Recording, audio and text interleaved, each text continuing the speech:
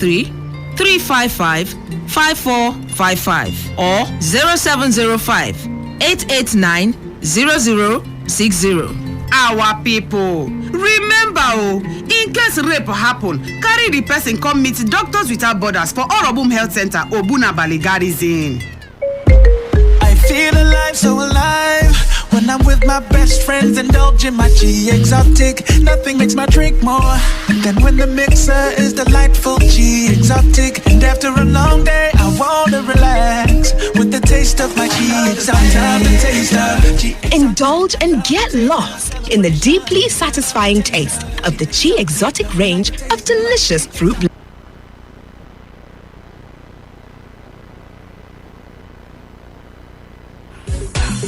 Baba God, now your hand working. Now your hand working. I say, 8 years ago, we made you a promise of total information dissemination without any shadow of doubt or contradiction. It's been days, months, years of fulfilling that promise. And as we celebrate, we want to use this opportunity to thank every one of you who have been part and parcel of Today 95.1 FM. We want to promise you that we would continue to do this and even more. Stay glued to this dial and stand a chance to win amazing prizes, including phones, cash prizes, and even a trip to Kenya, Zanzibar, or Dubai, even as we journey into the next 8 years. Today 95.1 FM remains your numero uno. Happy 8th anniversary, Today 95.1 FM. For your speaker, this time I call trap street for assistance. Shall we they blow your mind, Afghanistan? Kilo me, kilo me, kilo me, kilo me, kilo me, kilo me, kilo.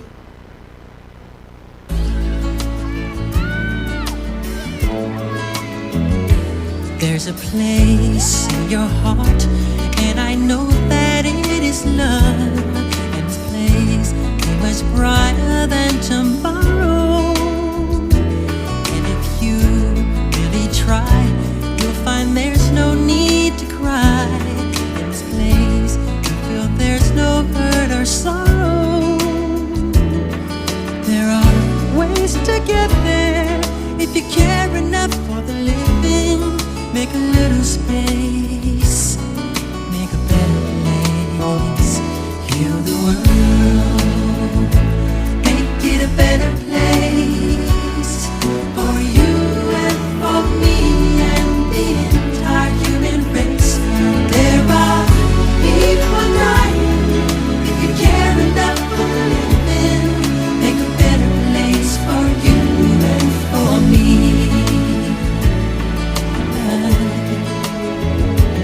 If you want to know why, there's a love that cannot lie. Love is strong, it only cares for joyful giving. If we try, we shall see. In this bliss we cannot feel. There are dreams, we stop existing and start living. Then it feels that always love's enough for us growing. Make a better world, make a better world. Heal the world,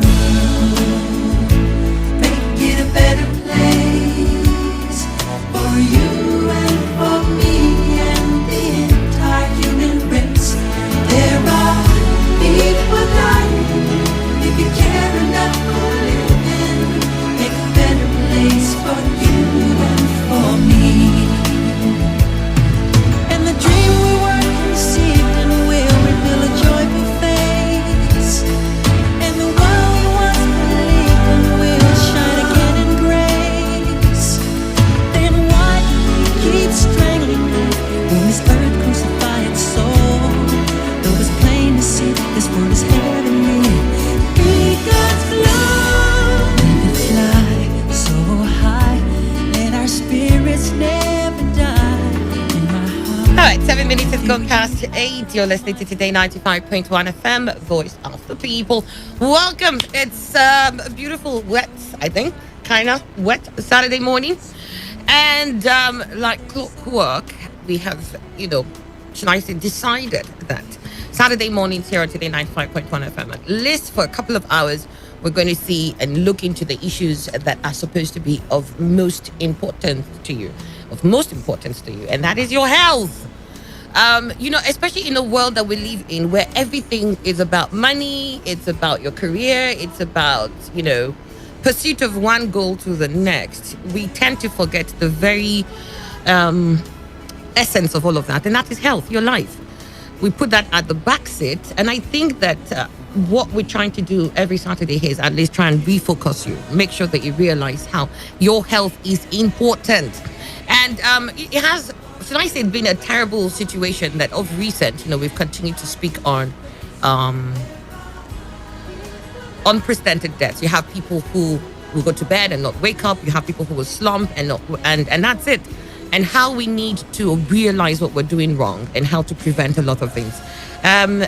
Joining me this morning, as usual, again, is Dr. Richard Okoye. I cannot stop saying thank you. I really cannot stop saying thank you because, you take time out of your very busy schedule to do this every day. I know that you have great desire to see that the health status of Nigerians, of course, and Africans at large, begins to take a different turn. Thank you so much, Dr. Richard Okoye, for joining us again this Saturday morning. Thank you very much. My pleasure being here. Okay. Good morning. Good morning. You're looking good, Dr. Okoye.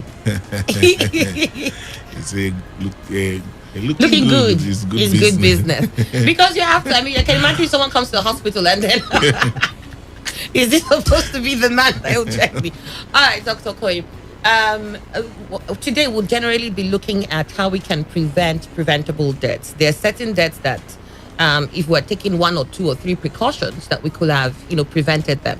So we'll be looking generally at that, and we'll also be looking at, for women particularly, we've also seen records of how a lot of women bleed, especially after, a fibroid operation, and that has also led to a lot of deaths recorded in that sector. So I would like you, if you're listening right now, to call someone. You've got to tell someone, that today's program is for them. It's of high importance that they tune into Today 95.1 FM.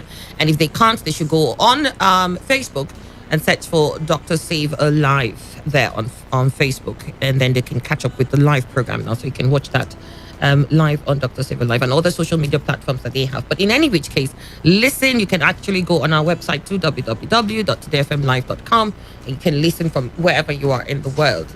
Dr. Okoye, while people are joining in, let me I want us to reiterate the fact of how we don't put our health in the front burner.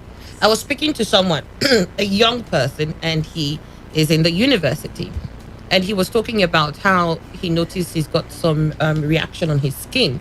So I was asking, have you gone for treatment? Have you gone, to have it checked? And this young adult said, oh, no, I haven't. So I said, why? Why haven't you done that? They said, oh, the bills were too much for me this month. I had to pay for lights. I had to pay for this. Some of my students are not there. Some of my flatmates are not around. So I had to bear a lot of the burden this time. I paid for that. I paid for this. I said, well, you've paid for all of that. Now you're going to die tomorrow. So who's going to be enjoying all that you paid for? You must realize what your priority is. And that is your health, to enjoy all the other things that you have. Now, we have even young people. I'm saying this because he's a young person. You have young people who are already imbibing that culture. What do we need to do to change that narrative? Actually, it's something that is not just an inherited, and unfortunately, as could be said to be an inherited narrative, where we are meant to believe that you need things to enjoy life. But in ideal sense, you need life to enjoy things.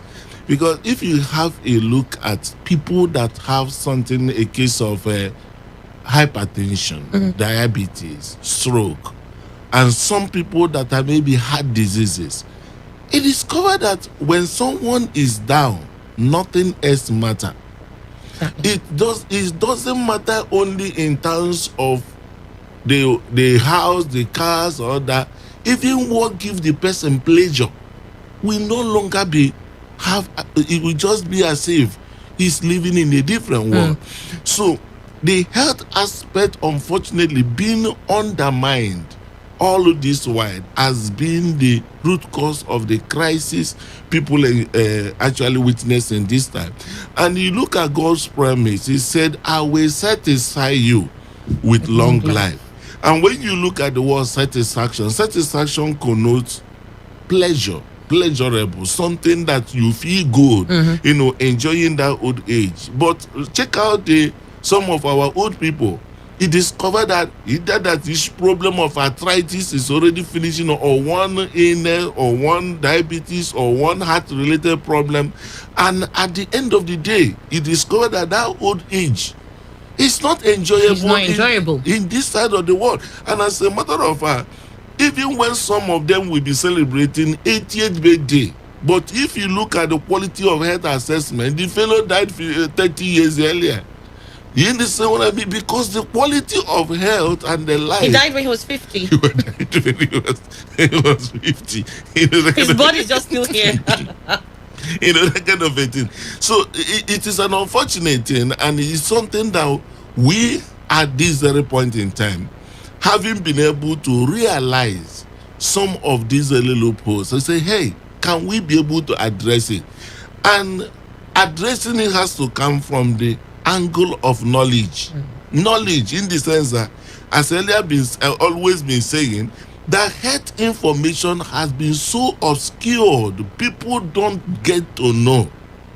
Even in the churches, people don't get to know. And that's why they're falling victim of somebody said, drink this one, drink this one, drink the other one. Diagnosis of a thing cannot be made. So it is a complex situation. But with what we are doing right now, many people are beginning to realize, see, it is time for me to put the right perspective and priority where it ought to be. Because when somebody is living and you are pursuing this, you are pursuing that, you are pursuing that, you are pursuing, when the person dies, think of what happened during COVID. Exactly. Where you see notable men, one of course, if you take for instance the death of our former chief of staff, he can imagine the caliber. He was a mover, he was a determining factor, as it were. Yeah.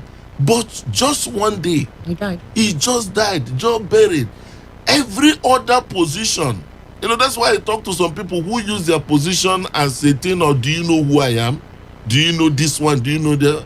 The position you are occupying, there are S of those positions. Yeah. There are former of those positions, and prophetically, which must come to pass, you must be one of those ones. In any time, in any way, you must have to stay. So the most important thing is giving your heart attention. Every other thing can follow.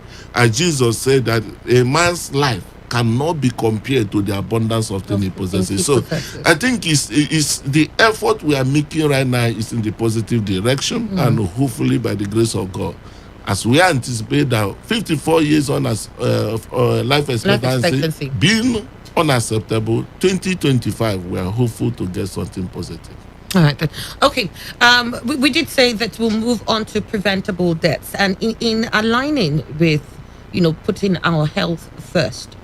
I know that several times here you've encouraged people to go for at least to have an annual checkup and have the entire systems checked to make sure that your oil gauge is there, you have enough water, your radiator, just to make sure that everything is working.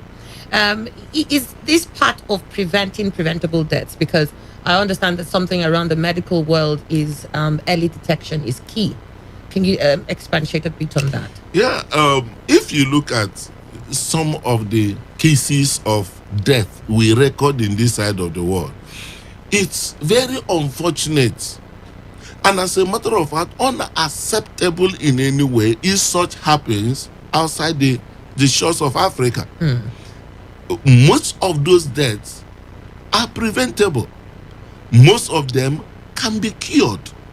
Do you understand me? Treated also.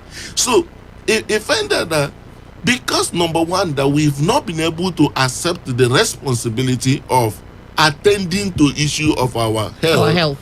Most times it discovered that in this side of the world we record cancer survivor for instance. Never, we've not. Like looking at the case of prostate, for instance, in prostate, you have prostate cancer.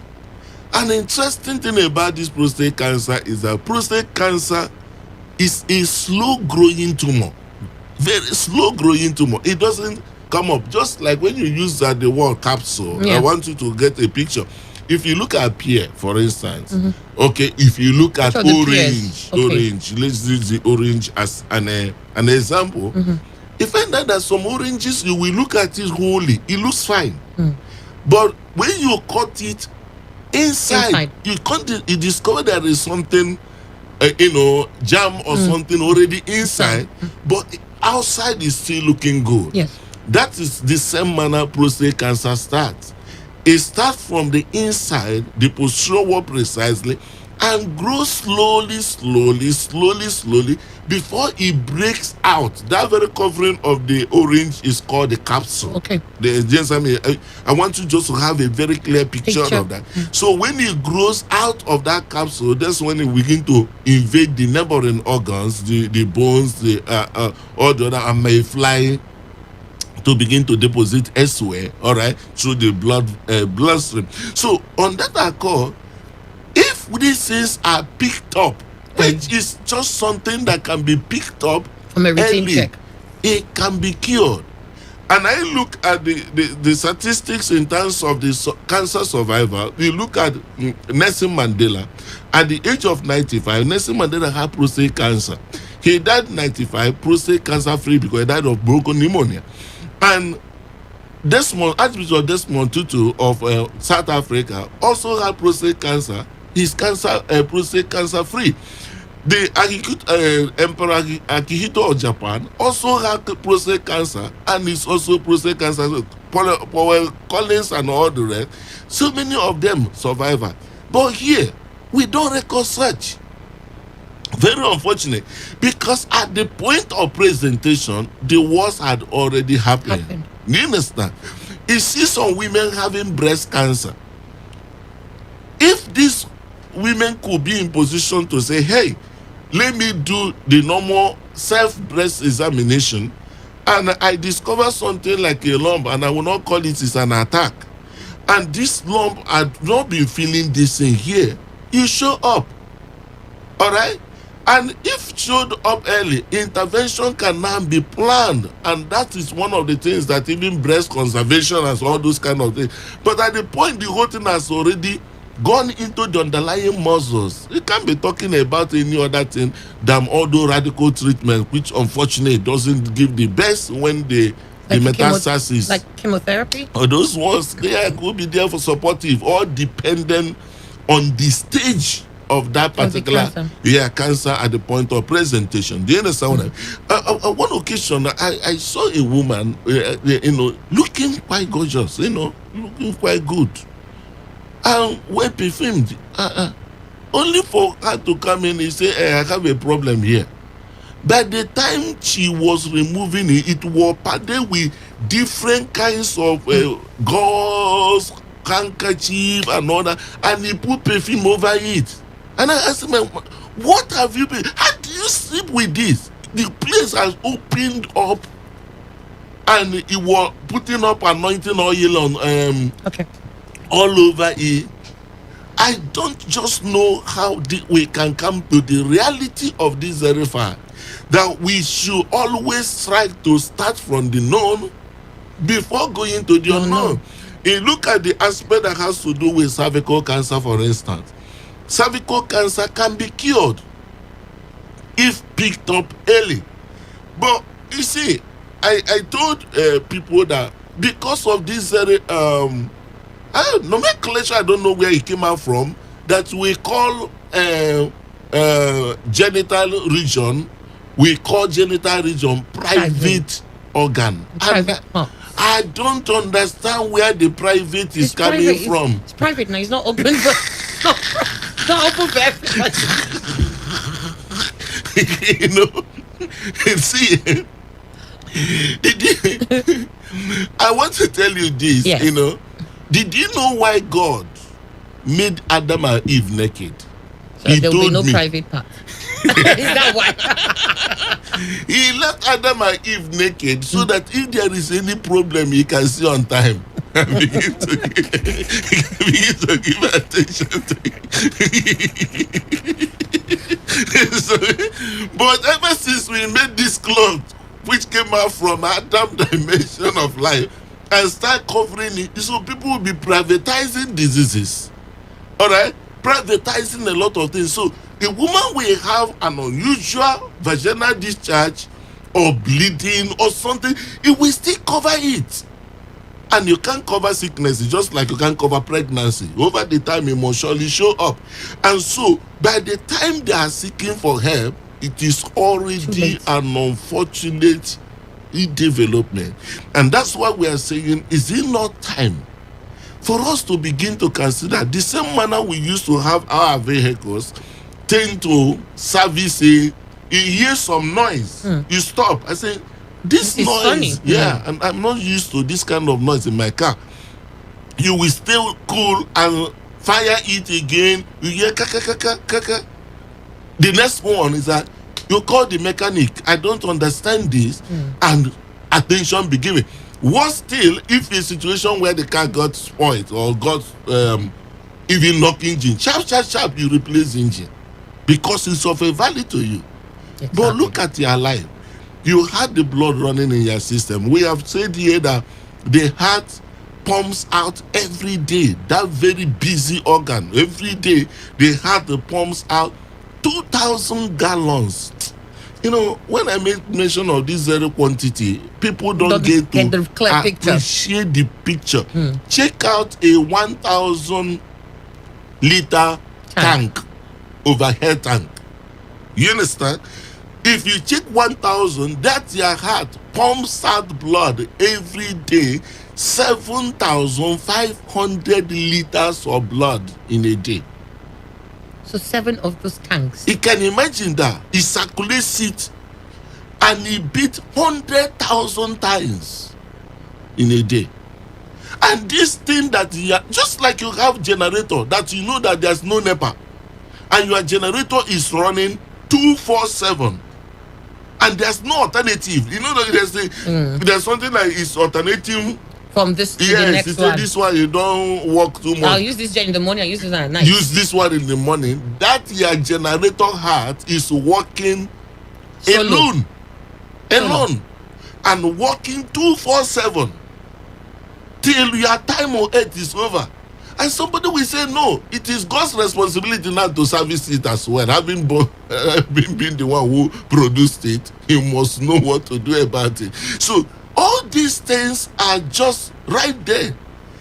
But attention is given to other things. Yeah. But to our health, it is of the least of the priority. And that also goes to the issue that has to do with money. Just like the young boy you made mention, the money is there. So of course I can buy a recharge card. I have to be in position to be able to get my data. I have to be in position to, fuel my car. I have to be in position to sort out other things. Yes. Easily we do them. So committed in our assignment, we get them done. But when it comes to our health, majority of us, the irony of it is that it is not, if you see some of the elites, they call it the elite. A professor, one occasion, died of prostate enlargement. It's not cancer. Oh, enlargement. Prostate enlargement. What was the reason? When he presented with inability to urinate and order, the colleagues in the university now told him, he happened to be a lecturer in the university, a professor, that his medical colleagues now told him, his medical counterpart now told him that, look, you need these drugs you can use, you can also do for this very surgery. That is the prostate right now that you can do laser prostatectomy or TRP, that within 45 minutes it will be over. Only for someone else to say, no, this prostate problem, there's one concussion. If you drink this concussion, it will dissolve the prostate. Unknown to him that whatever could dissolve the prostate may have the capacity to dissolve the kidney. Things. And lo and behold, he took it, the kidney packed up. Of course, at the level of his professorship and how much will he be in position to manage kidney failure? As he battled with it, he died. And you know what? One painful thing when you hear such people die is that they die with a lot of responsibilities on their head. They die with the destiny of many people. Because what you have in knowledge, you don't transfer it even to your children. It's not transferable. So that is to say, the person who is carrying this very knowledge is your health. Do you understand me? Yes. So it's not even a respecter of title, a respecter of academic qualification and all those things. If you see some people, the way they reason, by reason of saying, I know what to do, even in their ignorance, you know. So that's one of the key things we are just looking at. How do we start getting our people put right priority, ask professional questions where necessary? Just like this morning, I want to encourage everyone. We have been on this very campaign. It's quite taxing. Yeah. I actually coming out this very morning, my wife asked me a question. He said, how long will this commitment in this thing be? You know, we need to have you on Saturday. We need you to Saturday morning. On Saturday morning. And I promise that let me see how much people can take over from here by reason of getting this very knowledge, doing the right thing. In as much as we are doing this today, I can't be alone. No. Because tomorrow I will need somebody. Yeah. And let me have somebody when I have a need and let the person be knowledgeable. I have a cardiologist, an interventional cardiologist, because we are mobilizing cardiologists all over the world, interventionally why. But the fact is that I said, why we cannot keep this knowledge of cardiac intervention, because unfortunately, because of lack of cath lab, that facility in Nigeria, most of the cardiology may not have access to that intervention. Yeah. And I said, no. In as much as it's not something we do monopoly, I know it for myself, because you that is doing it to save other people from heart attack, relieve them other from heart failures and all that. It's not that anybody is wishing somebody it must be your portion. Nevertheless, what if such challenge comes to you? Exactly. That is actually doing it all alone, which means the day it will happen to you, you go with that knowledge. You have nobody. Not just even knowledge in terms of, you have nobody else to help you out. That's the reason why issue of selfishness of knowledge is very destructive. It's self-destructive, because what you know and you keep to yourself, the day other people you are thinking you are using it to help out, the day you may be in the need of it, definitely nobody to help you. So you have mediocres around, all around, and what will happen to you? They deliver to you, such as I have. I give, and where you are going with that, you are going nowhere. So that is one of the key things. So this commitment we are making is a commitment of passion, and we are asking everyone, call your friends and call your loved one, make today a duty. Ask those questions that you have, that be a thing of concern. Let us see how together we'll be able just to be the future for this very country, for our people, for our family also. All right. You mention of cancer earlier. I'm sorry, I'm just going to take us back there because of the terrible things we've seen cancer do to us here. Early detection is key. But I've heard several things when it comes to cancer that I will really need your help to tell me what those are. When they say stage 1 and stage 2 and stage 3, what does that mean? At what stage is it really terrible? And at what stage can we say there's no point going to the hospital? You know, that is actually for a professional consumption. A layman telling you in stage 1, he doesn't understand. Stage 2, he doesn't understand. So it is more of what a histological,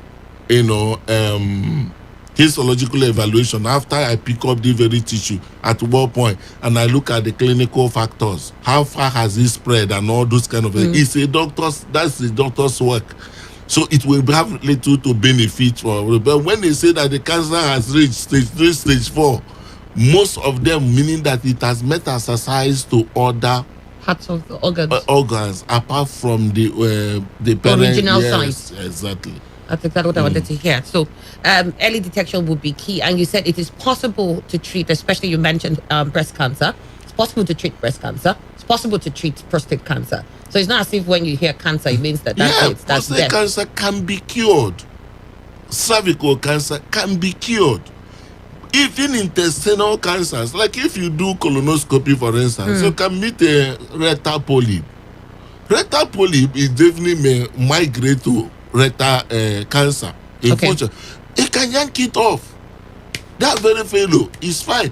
If it is at a particular point on a segment of the intestine, you can do anastomosis by removing that very portion, anastomose the rest. You understand what I mean by anastomosis? No. Something that is long now, and let me use, I'd like to use a physical. Let me just have something like a hose. Okay, yeah. If you have a hose, for instance, and that particular hose has a block somewhere inside, all right, you can cut the part before the block and cut the part before after the block, and then join the two by removing that very portion. Okay. Then so you join it. That is what is called anastomosis. Okay. So with that understanding now, so if there be a surge in the pipeline of the intestine and it's picked up early where it has not started spreading to other places, once you yank it off from that very place, so the two ends together. The stomach will still be, the intestine will still be the way it is, and there will be no problem. Oh, fantastic. All right. When we talk about getting your health done, at least the annual checks every year, what really is supposed to be the focus? I know we've been talking a lot of ECGs and echoes, but when you're doing when you say I'm going for an annual check, what should be the points of concentration? Yeah, the fact is that when you talk about annual checks, some people, we used to have it before now. Some people will say, I've just gone abroad to go and do my health check. You ask the fellow, can you tell me the findings of your check? He doesn't have understanding. He's just trying to brag. I just went on health check. One came around one occasion, was having obvious sign of my cardiac infarction. That's the cardiac heart attack. Very bad one. And as he was talking, he said, I've gone abroad to go and do my health check. And I said, please, can I have an overview of the reports given to you? Lo and behold, the same thing that is about to have cardiac arrest for was noted, which he was actually advised to do angiogram and possible angioplasty. He never considered it. He came back and was carrying, bragging that I just gone abroad for my health check. That's why we created that very group, or more or less, is an email. In that particular email, we put up an organization of cardiologists, both those home here and those outside, and some also well trained on the issue of ECG interpretation, and said, be alert for the safety of our people, because most heart problem will definitely show up an abnormality in the ECG. Unfortunate to mention that somebody has a normal ECG today, there could be some changes, just like the heart tomorrow. The heart working out, just like in the case of what happened to Harrison. Yes. Yeah. So when he of course certified healthy and only to have those abnormal rhythm that gave birth to that cardiac arrest he had during the football match.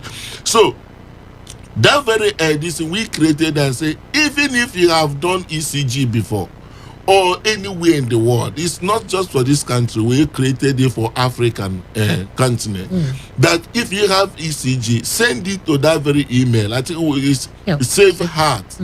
Save Heart, that is Save, SAVE, Heart, at axdoctor.co.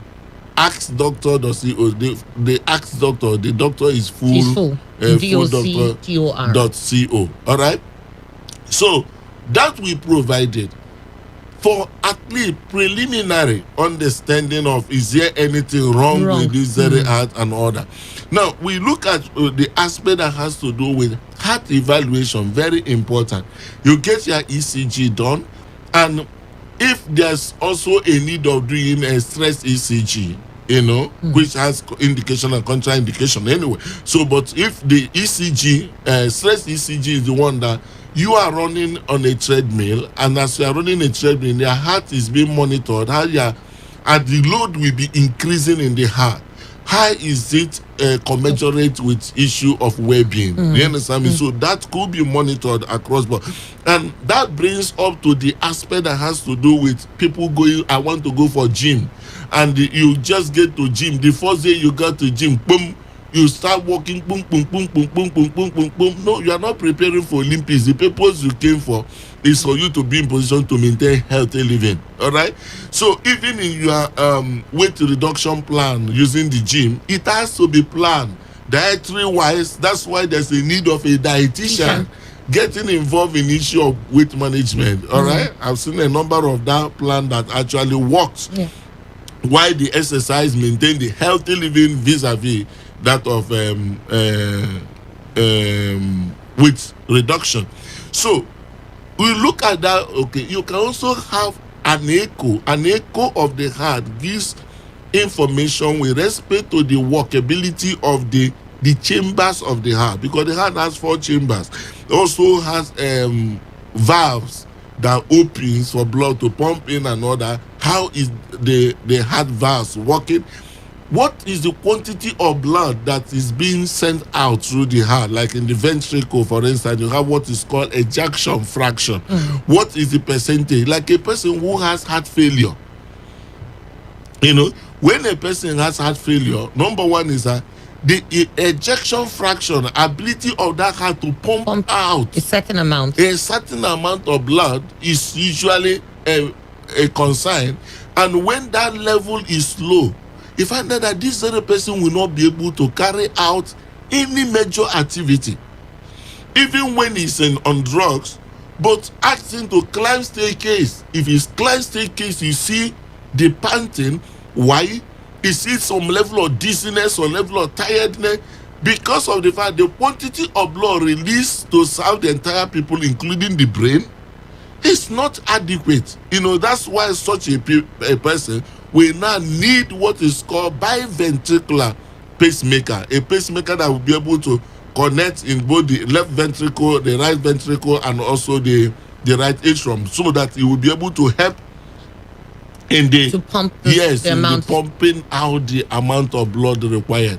If you see the electrical activity of a person who has heart failure, you will discover that this very heart is beating very low. It's just like the engine. The engine of a car can be on, but sometimes it may not have that capacity to fire on. You'll be fired in the sense as if they say the engine is low. Okay. I don't know. Okay, you didn't have to say you started driving the type of car it was years back. You'll be able to understand different categories. I don't know that kind of car. That's why they say, I'm not ashamed of my beginning. So, if you have lived in the village before, you thank God, because we have a better experience in our life. Very sweet one. So, but those kind of guy, the engine will be very, very low. All right. So, on that very accord, some people heart, the engine of that very heart is very, very low. It's not steaming as it ought to, as it's supposed to be. So these are some of the hard situations when found should need an assistant as quickly as possible. Otherwise, the person may sleep one day and the body may think, say, the rest is very much. This rest is a permanent one. The rest is fully needed all the way. You know what I mean? So that has to be in position to be properly evaluated. There's also a situation if the person is having an ectopic beat in the heart. Ectopic beat in the sense that the synchronization of the heart. Let me say, what is synchronization? How do you use that very something that boom, boom, boom, boom. All right? You hear that kind of boom, boom. But sometimes you now hear boom, boom, boom, boom. It will not stop. There's a problem. There's a problem. What is that? So when there is such a topic beat, that's the type of people that can sleep and may not wake up from the sleep. Do you understand me? When you're having a atrial fibrillation, do you understand me? That kind of heart rhythm that it doesn't synchronize. It's just on its own. Do you understand? That's why such a people will now require what is called continuous 24 hours ECG monitoring, where the person can be placed on ECG even while sleeping.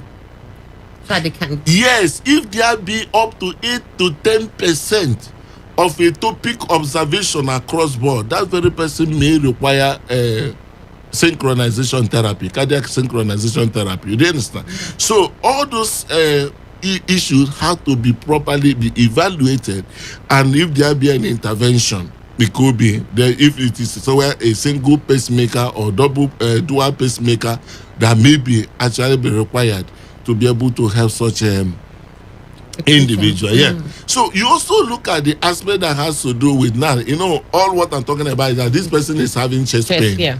But you also will remember, as we talk here, that issue that has to do with chest pain is not narrow to one organ. Just like people say, I had chest pain, is ulcer. That's the wrong diagnosis. Well, it may not be the wrong diagnosis, but poor diagnosis. Because when you can make a diagnosis of peptic ulcer following the chest pain, nevertheless, if you just narrow your mind on the issue of ulcer, you may miss out. That's why I say don't mistake chest pain for ulcer. Your heart may be in pain.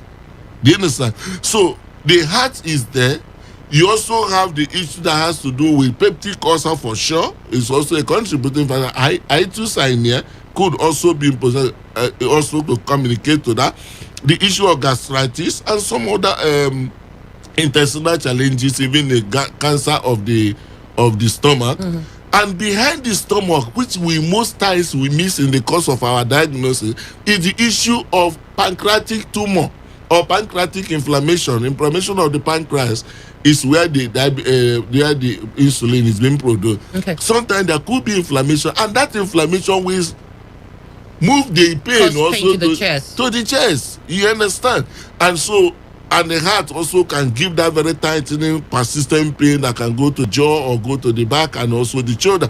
So looking at all this diversity of these cases that can mimic each other, that's why that comprehensive health evaluation and the need for do endoscopy. They said in the modern treatment of ulcer, that you need to see before you treat. What do you mean by needing to see before you treat? In the sense that if you do endoscopy is camera evaluation, all right, of the intestine. So you can be in position to pass through the mouth and go right in there into the stomach. If there be any hyperthyroidism, will show up. If there be any gastritis, will show up. If there is any even worm that's right there, it will show up. If there's any other problem causing bleeding or whatever inside, it could also show up. The colonoscopy is one that goes through the anus to go right inside. There will also show a cases of rectal cancer or rectal tumors, and also some of those diverticulosis. There's something I call diverticulosis, usually found in the elderly people, whereby the person will suddenly start stooling blood. Woo! Blood that will be very frank and very, very terrifying, So that case could happen if you put that camera inside. It will be as if they use knife to slash the intestine just like that, Such has its own peculiar conservative management.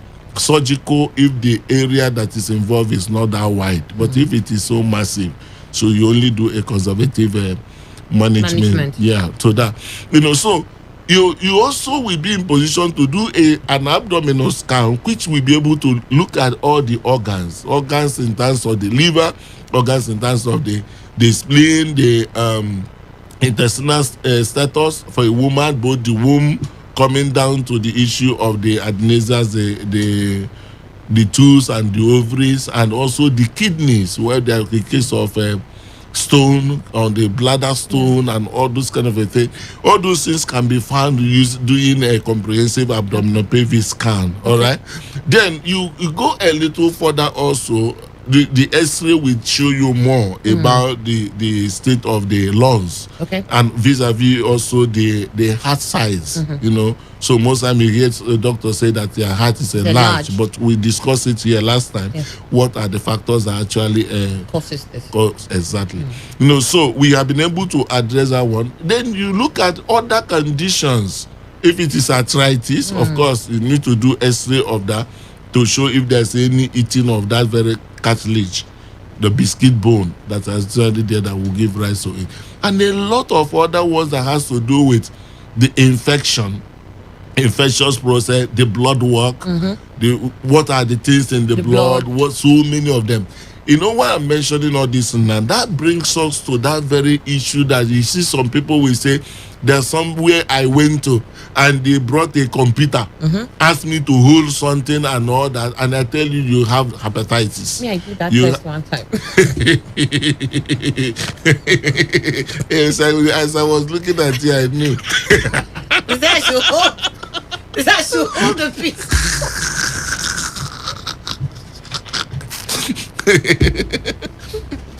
So nothing was nonsense. Oh my God. That tells you that ignorance is not a respecter of title. I heard it, they did it. They said, don't worry, it's showing on the screen very soon. Then I was waiting, it was going round and round, and then finally started printing out a whole lot of stuff. And they will tell you all manner of things because ignorance reigns in our society. And after that, they'll tell you, okay, you see, they say your kidney, so we have the drugs for that. Yeah. So you see people drinking all manner of things. Coming out from something that's there's a woman looking for the fruit of the womb. Unfortunately, went out for one program and they pack all manner of things and gave her. And lo and behold, the kidney perforated. And in fact, it was looking so horrible. Polycystic kidney perforation everywhere. The woman unfortunately died. You know, going for the issue or looking for fruit of the womb now in the grave. It's an unfortunate situation in our environment, I tell you. Well, thank you very much, Doctor. I mean, somehow we've got to understand what is in the package when we say we want to do a complete health check annually or whatever it is your doctor advises you to do, depending, I guess, on your age, right? Age is also one of the determinants as to how early you want to have even this pap smear also. Yes, pap smear for women. Yeah, all those kind of things. Mammo were necessary, and a lot of things are there. You know, so but the most important thing is that we start from the known, and the essence of health check, you know, is meant for record. Okay, in 2021, I have this my health record. There was nothing found in it. And in 2022, this was found, which means it's just a year old. Exactly. Do you understand? So you can now be in position to trace from where you are coming from. But our own, we no get. It's not your portion. Back to sender. In fact, when you want to go to the hospital, they say, why? Why are you going to the hospital? What you don't know is not going to kill you. You want that, and you know if you go to the hospital, they must see something. So why are you going? No, a lot of people come to the hospital for health check. Nothing is there. Nothing is there. Nothing is there. The beauty of health check, see, as a matter of fact, it is a demonstration of ignorance for somebody to come and share a testimony and say, praise the Lord, my stomach was swollen, and they asked me to go to hospital. I reject it. I said I won't go to hospital. And as pray for me, my stomach, that thing that was in my stomach disappeared. Praise the Lord. You are talking to ignorant people. You are talking to people. The essence of testimony is so winning, and God will perform incredible testimonies for the purpose of winning some difficult individuals to Himself. So it's not a function of saying, showcasing testimony as a testimony that this person is powerful or the other person. It's also winning. So if you have a person, that was occasion one woman was testifying that the child was SS but now turned to AA, all right? which is a fantastic testimony. But if you look at the child also, you can see some physical features of a sickle cell baby. Do you understand me? But now the report has shown that it's AA. All right. Now I asked her, where is the former report that shows he said he don't burn them. He don't burn it, which means that he burned the ingredient of that very testimony. Do you understand? So that's why when people begin to separate hospital from their health testimony, it doesn't make sense at all. Because what you are talking about, you have this very problem. What is that very problem? The essence of you going to hospital is to have a substrate. And that substrate is that with men, this could be impossible. But not with God. So if this thing is possible with men, just like you go and share testimony, praise the Lord. I had malaria, God will cure me. Will you win even mosquito yourself? You say, I'm coming back again. When coming back again, we'll give you, I go show you this, I resist some malaria. So just one bite, yes, I'll give you 2 bites.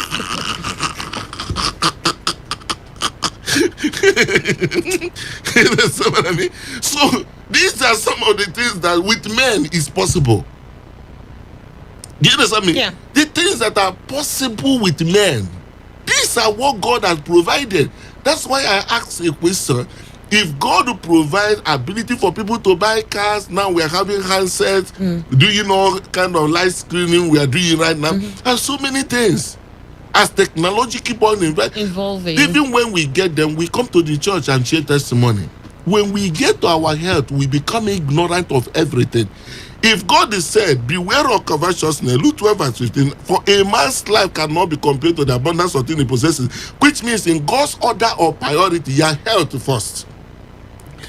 Should God now begin to lay emphasis in technology, giving idea on other things without doing same in the health?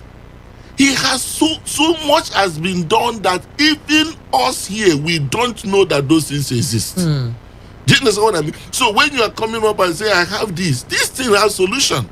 If they have solution, it's no longer a testimony. The Bible said that hope that is seen is no more hope. If you are seeing it, why are you hoping for it? If it is the issue that you do not have money, yes, you tell God the truth that so it has to be that I'm blind. Yeah, now I can see. Yeah. So it is something that very remarkable for us to be able to balance this, and life and our religious practice and our trust in God becomes so sweet. But most times we are contradicting and couldn't be able to place the right priority where the right priority is supposed to be. So you see, I say either that the doctors are contesting with your faith, or your faith is contesting with the doctor. No, doctors are there as a help. They're under the ministry of help. Is there no balm in Gilead? Is there no physician there? Why has the health of the daughters of my people not restored? Jesus chose 12 disciples. The essence of choosing them 12, all of them, 11 of them, I don't want to use the word, but let us use the word non-entities by reason of no obvious statistics about them. But to prove to us that he can convert a man from the state of nobody to somebody. But when he has to come with health, he chose a professional. He chose Dr. Luke. To make you understand that this is integral part of the ministry. Apostle Paul had an affliction. God refused to heal him. He said, my grace is sufficient for you. The young man, he stood by Dr. Luke. And he said that even when other people have departed me, except the beloved physician, Dr. Luke. But today, Apostle Paul cried about one stupid guy called Epaphroditus in the Bible. He said he was sick, nigh unto death, because he didn't consider his health. That's exactly what is happening. Last week, we lost a very big man of God here in the state. Just last week. And, not last week, on Monday, on Wednesday. Yeah. We lost a man of God. What were not taking care of this very health that is the vehicle that carry the anointing. That they carry the anointing. Without your health, anointing doesn't work. Oh. Okay. It is their health that carries the anointing. That's why when Elisha, despite the fact he's supposed to transfer the anointing to someone else, when the health was not carrying him, he died. The anointing was still there rolling around. Other people came and trusted on that anointing. The man rose up, but himself was still there. It's a discussion for another day. Yeah, indeed, a discussion for another day. I'm hoping that you've called somebody and you've told someone that they need to listen to this station now, and you've told them that they can also watch the live streaming on Facebook, Dr. Saver Live on Facebook, and that they should tune into 95.1 FM, especially as in the next hour we're going to open the phone line so we can get your thoughts. Not your thoughts now. At least maybe you have issues that you want to discuss and bring and get experts. Should I say answers from the doctor? But before we move on to that, there's a part that I need us to touch a bit, and that is in preventing deaths. That has got to do with fibroids and women, and how this has led to excessive bleeding, and that a lot of women have died. I know of a lady who needed to have her fibroids removed for, I think, the third time, and she says that she's heard too many stories of people bleeding to death, and she seems she's just going to stick with the fibroids this time around. She's not going. Everybody has tried to, advise her that, there are better ways to do it. And she's adamant. She says, I've heard too many stories of people bleeding to death, and I'm not as comfortable as I was the first 2 times I went in. In fact, I was too happy to go into the surgery to get the fibroids removed. But this time around, no, I can't. It's just like you mentioned earlier, there's so much that's happening in the medical world that some of us don't even understand. And the advancements that have made some of these challenges now that we experienced in the past, and they've found solutions to them. When it comes to excessive bleeding in the removal of fibroids from a woman, what's causing that? And is there anything now in place to ensure that that doesn't happen? Okay, let's get the issue straight. My people say that if somebody does not know how they buried somebody, when they want to go and excavate, he will start from a wrong place. All right. So the fact is that fibroid is the commonest cause of bleeding among women. Any woman that is bleeding excessively, rule out fibroid first. Rule out adenomyosis if it's associated with severe pain. Okay. All right. And when you are losing blood, because that's basically what you see some women, he said, this very person is bleeding. He said, I don't want to take blood because I have to take punky, I have to take this, and I have to take that. Now, you see some of them bleeding excessively. And when you are bleeding, as we have gotten understanding of the quantity of blood your heart needs to be using to be doing a turnover, and you are bleeding excessively, and you also go to say, no, I'm taking pumpkin and some other thing to replace the blood. No, it will not happen like that. Because when you can open up a tap, and the tap is running through on a faster speed than what is coming to fill it up, definitely the tank will run dry. There's no two ways about it. And it takes a long period of time, up to 21 days, even for the red blood cell production to take place. So if that before even the blood will be formed, you're already in the next cycle to pour more than what you already had last time. All right. So that's why most of them will keep on bleeding and bleeding to a point. There's a lady, this unfortunate situation, was in immigration. They went to Liberia. While she was there, they have been told to take this fibroid out. She said no, she will not take, and was drinking all manner of things. They were asked, drink this one, with a lot of all manner of supplements. Lo and behold, one of the days she went in, bled, nobody was there. She died. So they didn't look for her until 2 days after. They thought she traveled, only to get there and found her swollen and with blood stain all over the bed. So on that very accord, the issue is that fibroid has to be removed. And you know that one that is actually bleeding, most of them are submucous fibroid. Okay. You know, some people may have fibroid that is very, very big, but they tell you they are not bleeding. Yes. All right? Yeah. Yes, because of the location of that very fibroid, the womb has 3 layers. You have the submucous layer, you have the intramural, then you have the subserous, the outer coat. So if it is on the outer coat, it may become very big. But if it is inside that place where the menses normally comes, which is the submucous, it will not allow the womb to contract well, so the bleeding will continue just like that. And that has to be taken off. If it is not taken off, number one, that this very person can bleed and go into anemic heart failure. Some of them, as I'm talking right now, suffering the same. This is not just something that they say, it's not the book work. As I'm talking right now, somebody is somewhere now bleeding that she's is tired. Sometimes you will have dizziness, I see the eyes will turn. It's so that if it gets more thing, you will be breathing like as if it's just like what we're talking about heart failure. But we have been talking on the issue of chronicity. You know, we're talking about the issue of it on the chronicity of other health related problems. But this time around is as a result of excessive bleeding. And when the tank is empty, the heart will not be able to pump, you know, so the heart will start failing. Sometimes you see some of them with a swollen leg, as Ellie say. So the issue about the bleeding is more with the problem itself, not necessarily with anything that has to do with this. Surgery is actually an intervention to prevent further bleeding. And good news is that with the aid of a diatemy machine right now, issue of excessive bleeding during operation is no more there. That most of the surgeries now can be done without even blood transfusion.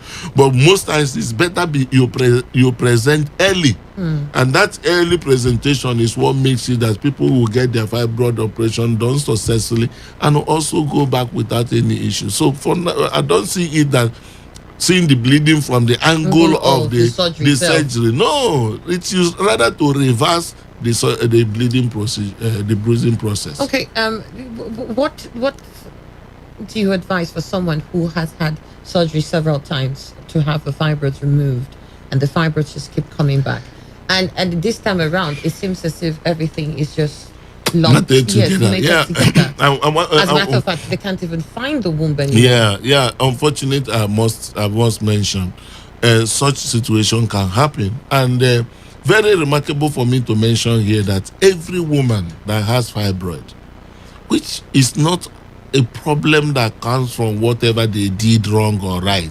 Even among Reverend sisters, a lot of Reverend sisters will be able to attend to them with the issue of fibroid because it's a common thing in our environment because a high level of estrogen appear to have been a hypothesis that is actually associated with that.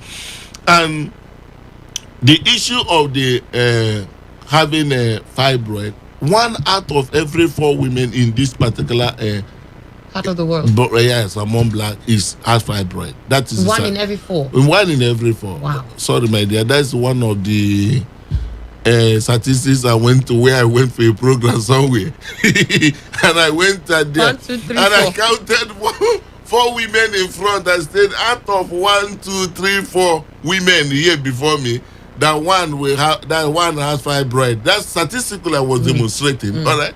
One of the women became so obsessed that after a while he will turn his hand over the head and push the thing back to me. back to sender. After a while again, he don't turn his hand. He said, it's not my portion. I reject it. And she was doing it over and over. She said, Mom, no. Don't send the fibroid to me. I don't go figure fibroid. I'm a man. Fibroid can only be found in women because they have womb. So what I'm trying to say in effect is it's just statistics. It's a statistic. So because of that common nature, every woman that has fibroid has the tendency or regrowing another fibroid if left over time. You know, some people say, oh, then our mothers and all that, they're the fibroid. Yeah. We can attribute it to the time of their marriage that time. Most of them married as early as possible. All right. But for us here, the woman has to undertake the journey of, academics and the careers and all those kind of things. So it creates a state of vacuum. That's why among the Reverend sisters, we have a lot of them, having such. So when the fibroid surgery now could be in position be done because to minimize the chances of recurrence, all right? Because it been found that out of the 5 blood vessels, reaching out to the womb from different, the issue of the vaginal blood vessels, the inferior and superior mesenteric blood vessels, the collaterals, and the uterine artery.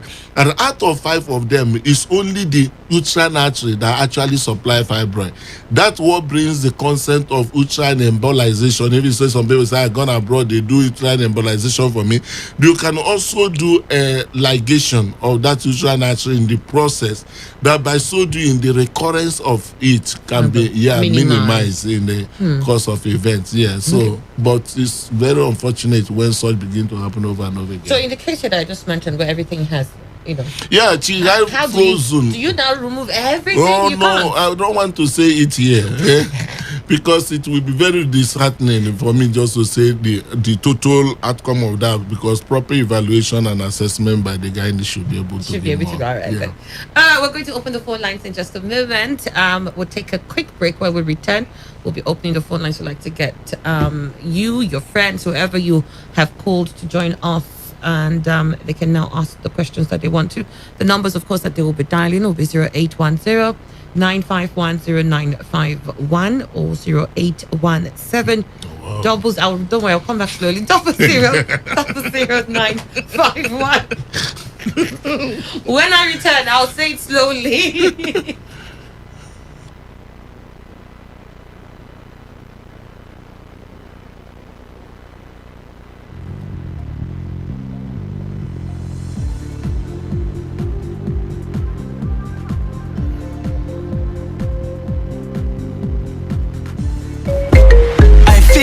So alive when I'm with my best friends, indulging my G exotic. Nothing makes my drink more than when the mixer is delightful G exotic. And after a long day, I wanna relax with the taste of my G exotic. Indulge and get lost in the deeply satisfying taste of the Chi Exotic range of delicious fruit blends. Chi Exotic Nectar. I love the taste. Now available in can.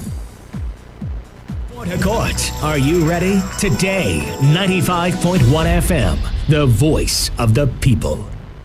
This is Today 95.1 FM, Port Harcourt, voice of the people.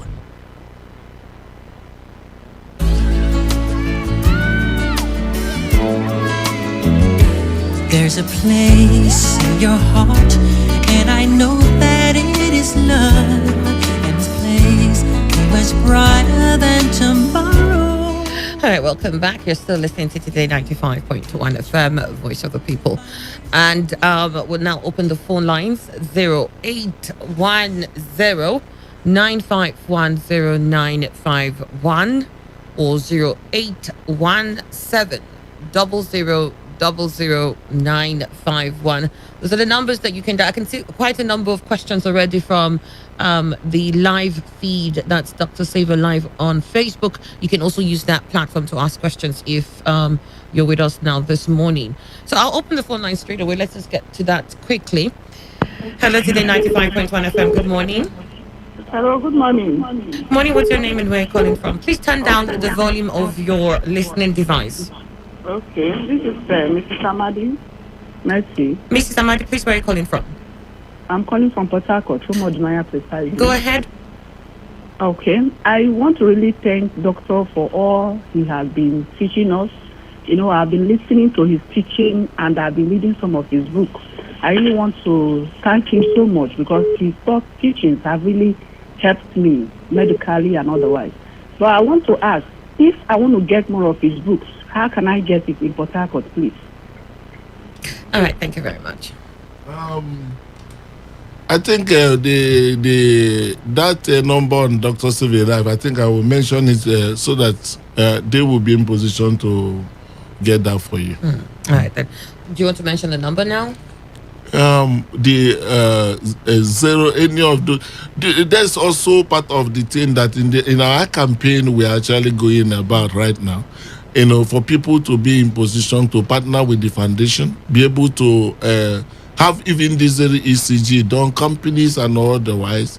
We're also working at training of the paramedics, that should be able to have understanding on emergency response, as you see what happened over there in the European Championship football in the recent time. So, who are those people that could be there?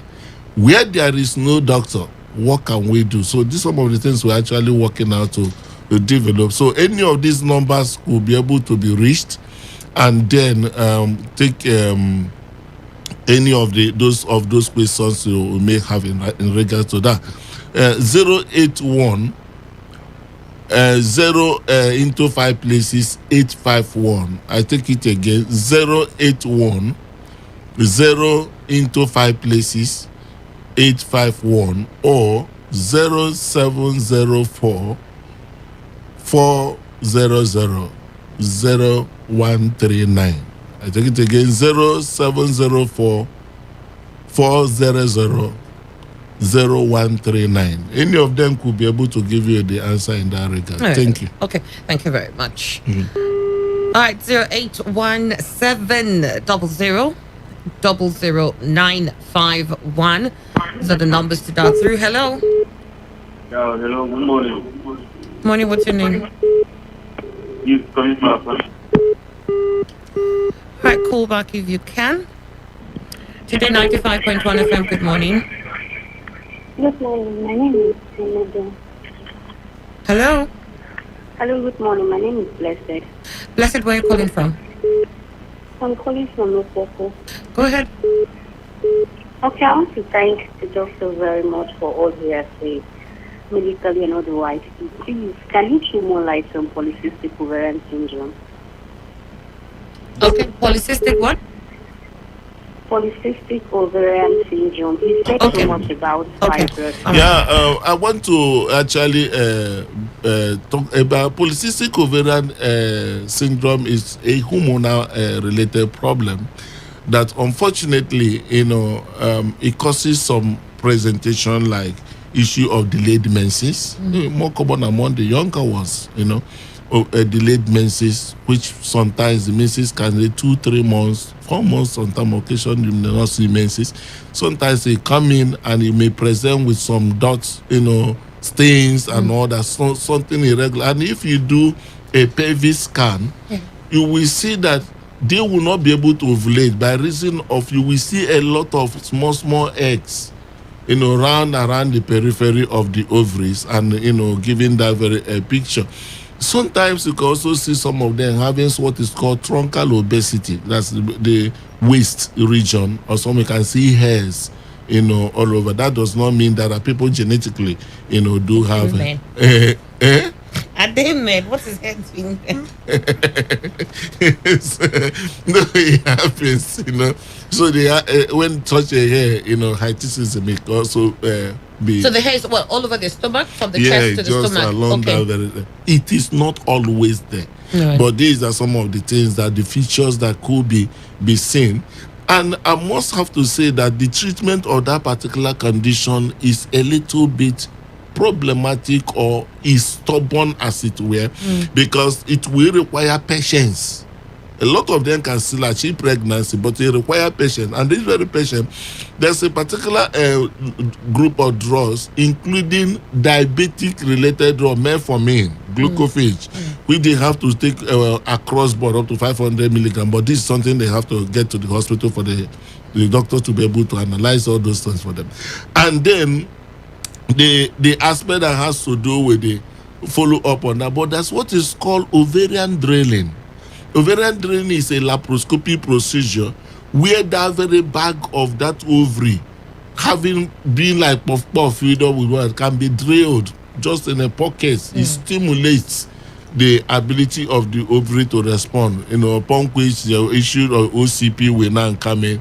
If the menses become more regular, you can now put in issue of ovulation induction and also those monitorings and all that. So, but it's a patient process. It's patient process, because it's not something you just take the drugs now automatically. This lucky enough, because it happened in the young ones. If they could be patient, you can by that time they can still be able to achieve pregnancy. I heard that. Thank you very much. All right, so let's get back to the lines. Hello, Today 95.1 FM. Yeah, hello, good morning. Good morning. What's your name? Yeah, this is Ubo calling from Port Harcourt. Ubo, go ahead. Okay. I'm so happy for this educated program which you've had this morning. And I want to ask the doctor a question. No, I listened to him on AIT about the ECG. So I went about doing it, and then I posted the ECG results on one of the Gmails that he gave. Save live at doctor.com. Doctor.com. Save heart at askdoctor.co. Yes, okay, .co. Okay, because I couldn't get reply after almost a month now. It must have gone a wrong place. .co, okay. not .com. Okay, and then after I had issue with my heart, in which I felt so petrish and with pains, so I was given Nitrolix and some other drugs like that, in which I put under my tongue. So now my blood pressure came down. As of yesterday, it is 110/80. But I still feel a little pepperish thing in my heart. I feel maybe something like heartburn, something like that. So I don't know whether it's okay, that's interesting. The issue here is that we are dealing with multiple, and I said when it has to do with any pain in the heart or in the chest region, do not single it to become ulcer. There should be a comprehensive evaluation, even when you have to treat the ulcer. You know that at least the heart is not the issue. Yes, not the issue. And then also on the BP, this emergency nifedipine or something that say sublingual nifedipine, make you put under the tongue. Yeah. But that is not actually the treatment is something that you need to follow up with the doctor. Not even saying this is the drug a doctor has been giving to me. He may give it to you just like the man took sublingual nifedipine. That is like an emergency response. The doctor observed that it's like the BP went up. He needs to bring it down as quickly as possible. Let it not become something that he just neglect and the worst happen. But that is not the line of treatment. Do you understand me? It's not the line of treatment. So I will encourage you to go back to the doctor, work it out with him. You understand me? Work it out with him. As a hypertensive or diabetic patient, never you take your drug on your own. That's why most of them die.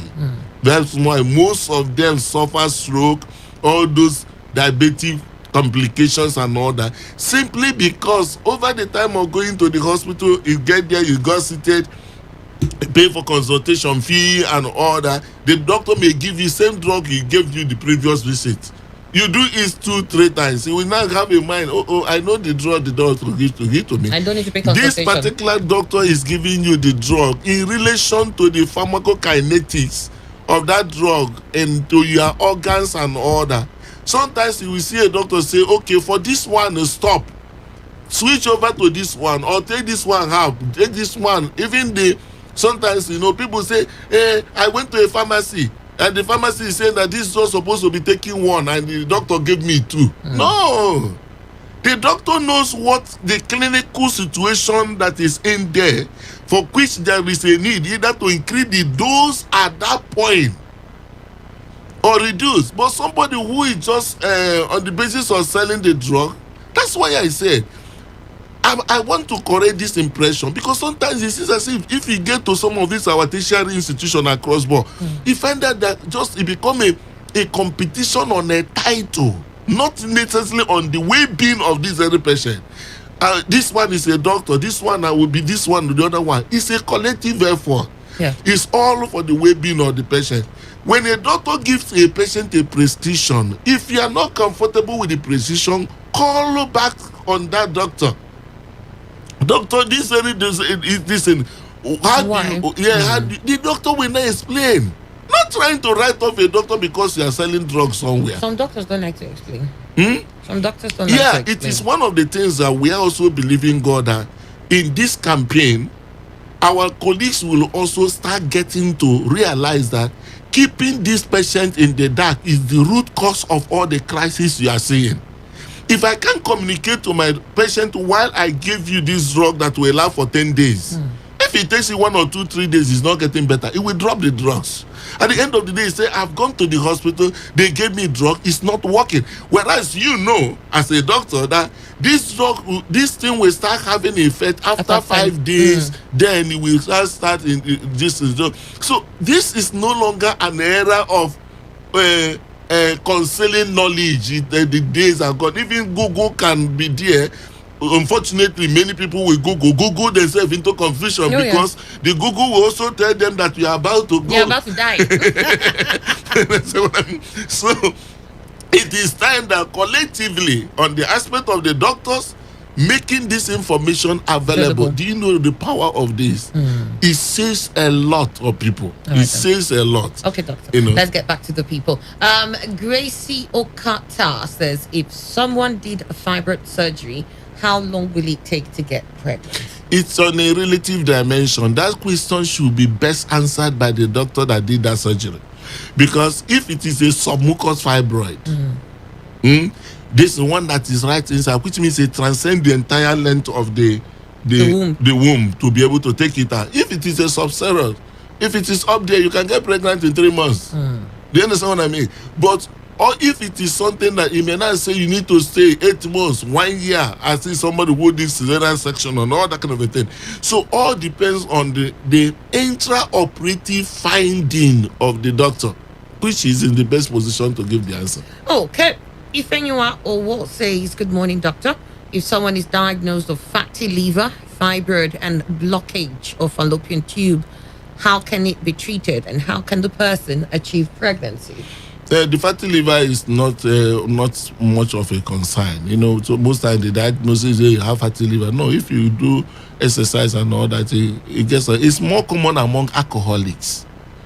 So that's sustained. Okay. And if it is sustained like that, is what also predisposed to liver cirrhosis. But it is something that can be transient if you are not an alcoholic. Okay. And the issue that the person has blocked fallopian tube. Nice to hear that, because this is some of the things people will have. And years into the marriage, you will now meet them and say, you have blood fallopian tube. He said, yes, a doctor once told me 10 years ago that I have blood fallopian tube, but he's still moving around, drinking one thing or the other. Hoping to unblock it. I don't trust. He doesn't even open to unblock it. He doesn't even understand the magnitude of the problem. When a woman has blocked fallopian tube, what implies that woman is medically barren for life. I'm not talking about divine intervention, but even if you are going to do divine intervention, you must tell God, my fallopian tube is blocked. So that when you are sharing the testimony, share it with understanding. It means that the sperm of your husband and your egg will never meet all the days of your life. That is permanent barrenness. So all the days of your life. That is the way it is. Okay. So for that kind of situation, it is important for you to go and do IVF or ICS, as the case may be, as early as possible, particularly when you're to be unblocked. Yeah, I want to state that because I reserve it for that question to come. Because all depends on the location of that very block. If it is something that happened as a result of tuber spasm during the DHAG and the tube suddenly contracts, sometimes it may be something like that. Another one is that if it is at the beginning of the tube, you can do what is called laparoscopic or hysteroscopic canalization, or laparoscopically, that through the abdomen. If it is towards the ending where it relates with the ovary, if it is something like hydrosalpine collection of, you can now release it for that place to be open. But if it is at the middle of the tube, what it means that that very block, the diameter, when you have a pipe, the hole The diameter of a fallopian tube is like the diameter of a thread, very tiny. So even when you cut off that very place that is blocked and do that end-to-end anastomosis, as earlier mentioned in the intestine, because the place is tiny, even the thread you use to do that anastomosis can still block the inside again. So that's why it is not a procedure to be considered at this particular point in time. So, and God has been able to make alternative of IVF, ICSI to be on ground. So person can go eat now. All right, then we move on to this other question that says, please, can apple cider vinegar, lemon, lime juice stop me from getting pregnant? Lucy Edemodu is the one asking that. Lulu, me, I don't know. All right, then we'll get back to this. Let me take phone calls here. 08109510951. Hello. Good morning. Yes, good morning. What's your name? Welcome, Douglas. Speaking from Mobile. All right, welcome. Go ahead, please. Okay, thank you for the lecture from the doctor, Dr. Peter Dekoye. I appreciate his teaching. So my question is concerning myself.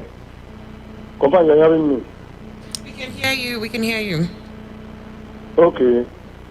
For like myself, in every night, if I want to sleep, at from 9 o'clock or 8, if I sleep between 9 and 1 o'clock, I can never get to sleep again. So what is the cause of those problems? Okay. The two things. The one that is more of a concern to us is that if a person that has congestive heart failure, as earlier pointed out, can cause what is called parodontal nocturnal dyspnea, where the person can wake up in the night and couldn't be able to breathe very well. So most times they feel very uncomfortable sleeping at that very point in time. Another one also is what is called conditional reflex. Conditional reflex acts in the sense that most times, if your body system has been cautioned, see, if you travel from here to New York, for instance, it discovered that in the next couple of days you will be in New York, you may not be able to sleep in their normal day and the night, because of the gap in between. So you will be sleeping when people are waking up. People are just until your body system adjust to it. Some other people also having the problem that has to do with sleeping difficulty. They will not depend on pills, all those losartan and all that, and these are addictive. When you stop using them, you may have some level of crisis, what is called withdrawal syndrome, or you are using it already, but the one you are using is no longer effective. Effective. You have to top up for you to. So some people are getting addicted to that and now start having all those crises in between. So I will be in position that you get to the hospital.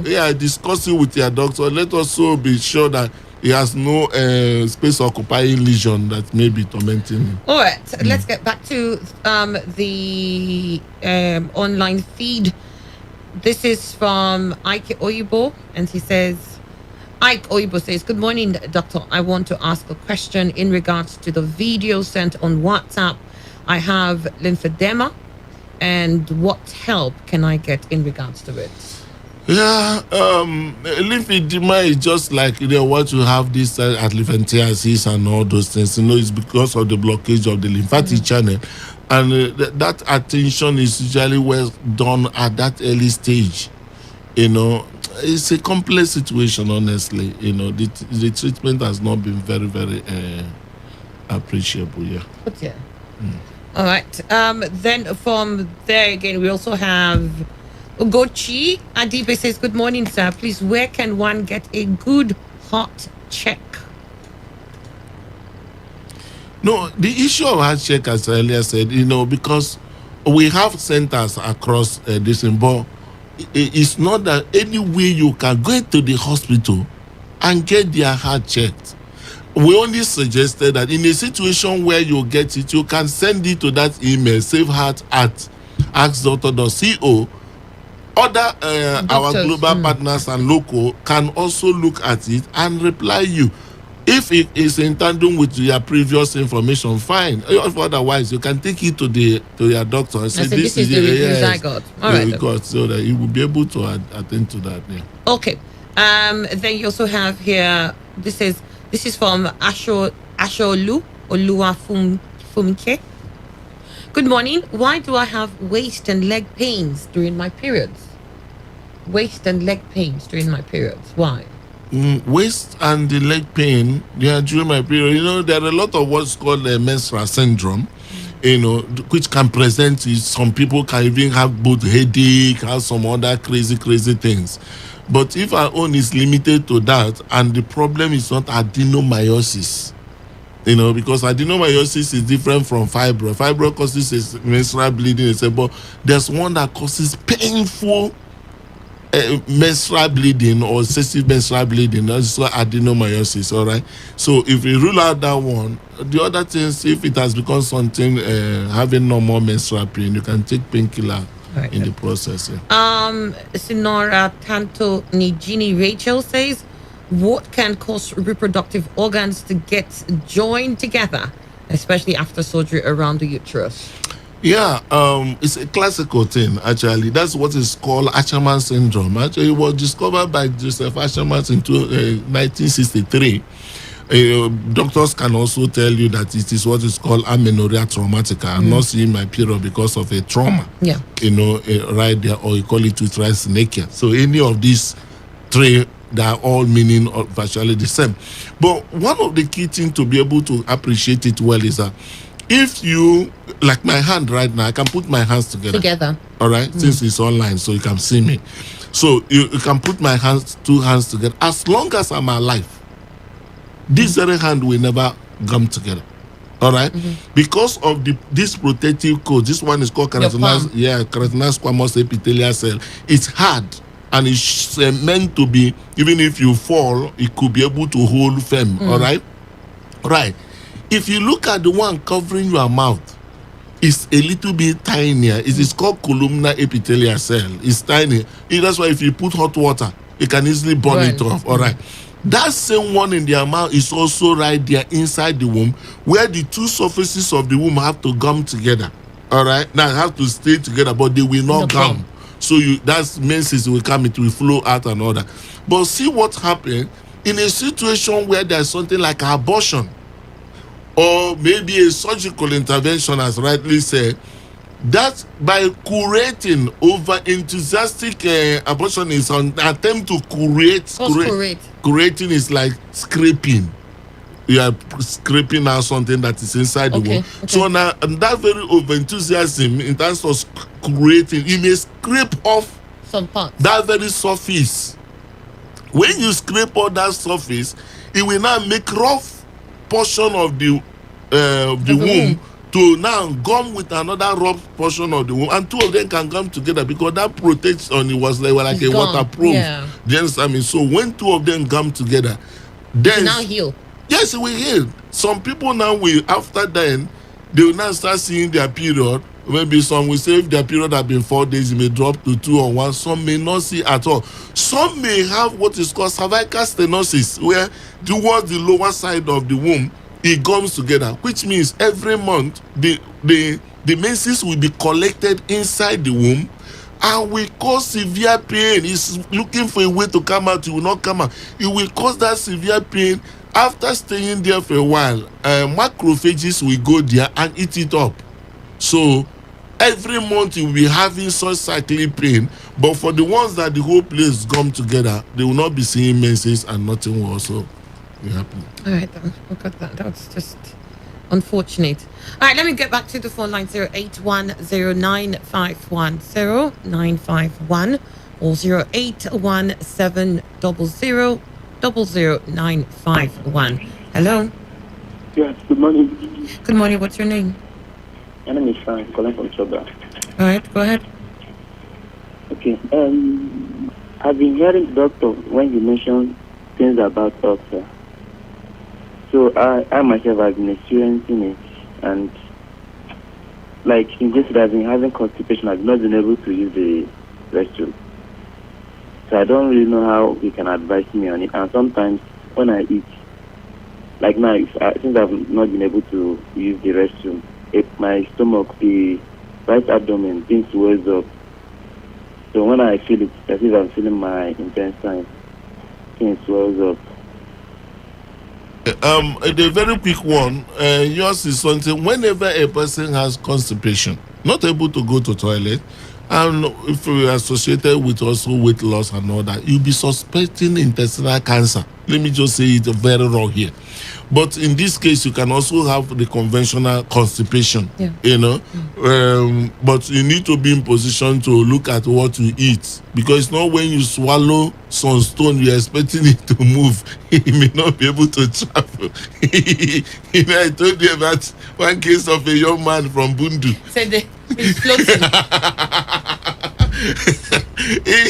Because in the Bundu, they used to open defecation. Yeah, open defecation into the water. And usually when you defecate inside the water, it used to float. You know, one day the young man called and say, Doctor, where are you there? I say, is there any problem? He said, Doctor, my sheet, they sink. My sheet, they sink. And I say, it's not floating anymore. And because it's the sinking, he went and asked somebody. And I say, the person said, oh, if your sheet is sinking, it means that your days have been numbered. So when he came around and asked him, what do you normally eat, my dear? What the guy swallow in the morning and the afternoon, there's no way the weight will not go down to the depth of the sea. And I asked him to change his diet. You know, at the end of the day, he came by and said, Doctor, thank you, the sea don't float. Oh God, that's just nasty. All right, David Vivian says, please, doctor, can one get pregnant with hernia and fibroid at the same time? Thanks, doctor. Yeah, the issue of the hernia, I don't know whether it's talking about paraumbilical or umbilical hernia, but that can be corrected and the person can achieve pregnancy. Also, the fibroid aspect, depending on the location of the fibroid. It don't necessarily that if anybody who has fibroid can get pregnant, no. All depends on the location and the size of it, you know, in relation to the tubes and all that. So it's all depend. I think it will require further evaluation and advice where necessary. All right. Uzosiki says, hi, doctor. I'd like to ask, please, someone really close to me has a bloated stomach. She always complains of gas and constipation. There's been some scans. Finally, she has been having some pains and she can't seem to point out the exact point of pain around the left side of her stomach. What can be done, please? It will go for endoscopy. The camera that will go into that intestine to know exactly what's if going there's on. anything ugly. All right then. Today 95.1 FM, good morning. Hello, good morning, doctor. Good morning. I've been listening to you for a very long time. I'm very interested in all this topic I have been teaching us. Yeah, I'm waiting for you that you will talk about eye. I have very serious eye what problems. Is your name? Barry from Gokana. Barry from Gokana. Go ahead. Yes, I have an eye issue that my two eyes, they are different. The left and the right are different, totally different. I don't know what is the problem. Different? How are they different, please? How are they different? What do you mean different? The right is brighter than the left. So I've gone to several hospitals and they are giving different interpretations. Some say gasloma, some say they don't understand what the problem is. I don't understand. That is number one question. Then number two, I want to ask, what make a woman that gives birth not to the breast not to come out up to like 4 months? Okay, thank you very much. The issue of the eye actually is not is beyond us talking it over the air. It's still something that we boil Needs down to be examined. Proper examination. If there's anything there, if there's any problem there, it should be attended to. But if that's so God made you, my brother, manage him. So you begin to adjust with it, because when you begin to dream of what somebody else have, that you will think of stealing. But if you know now so God made me and you are contented with it, you begin to, if you become so confident with it, over time people will want their eye to be like your own. Well, we don't know. He said some places they said it was glaucoma. So I think it does really need No, to the get... glaucoma does not have any change. The glaucoma is just it's an intra optical pressure being high and usually damage the nerve, the optic nerve, you know. So, but the person eye will look same. So it won't be any different at all. Like he says he has. No, it has nothing to do with glaucoma. Can just the person's eye will be there. So what's happening is happening at the back end. At the back end. All right. Then he mentioned something about breast milk not coming after 4 months. That one will need to be further evaluated. I don't want to say anything about that. Mwazi Blessing Emeka says, Doctor, can a sperm count that is 12.2 million, no bacteria, still produce a baby naturally? See how you're saying 12.2 million as if the thing are very big. 12.2 million. 12.2 million is... Okay. Only for one egg. 12.2. The truth of the matter is that the person has low sperm count. With 12.2. Now, the low sperm count at this very point in time is something that has been the undoing of many marriages.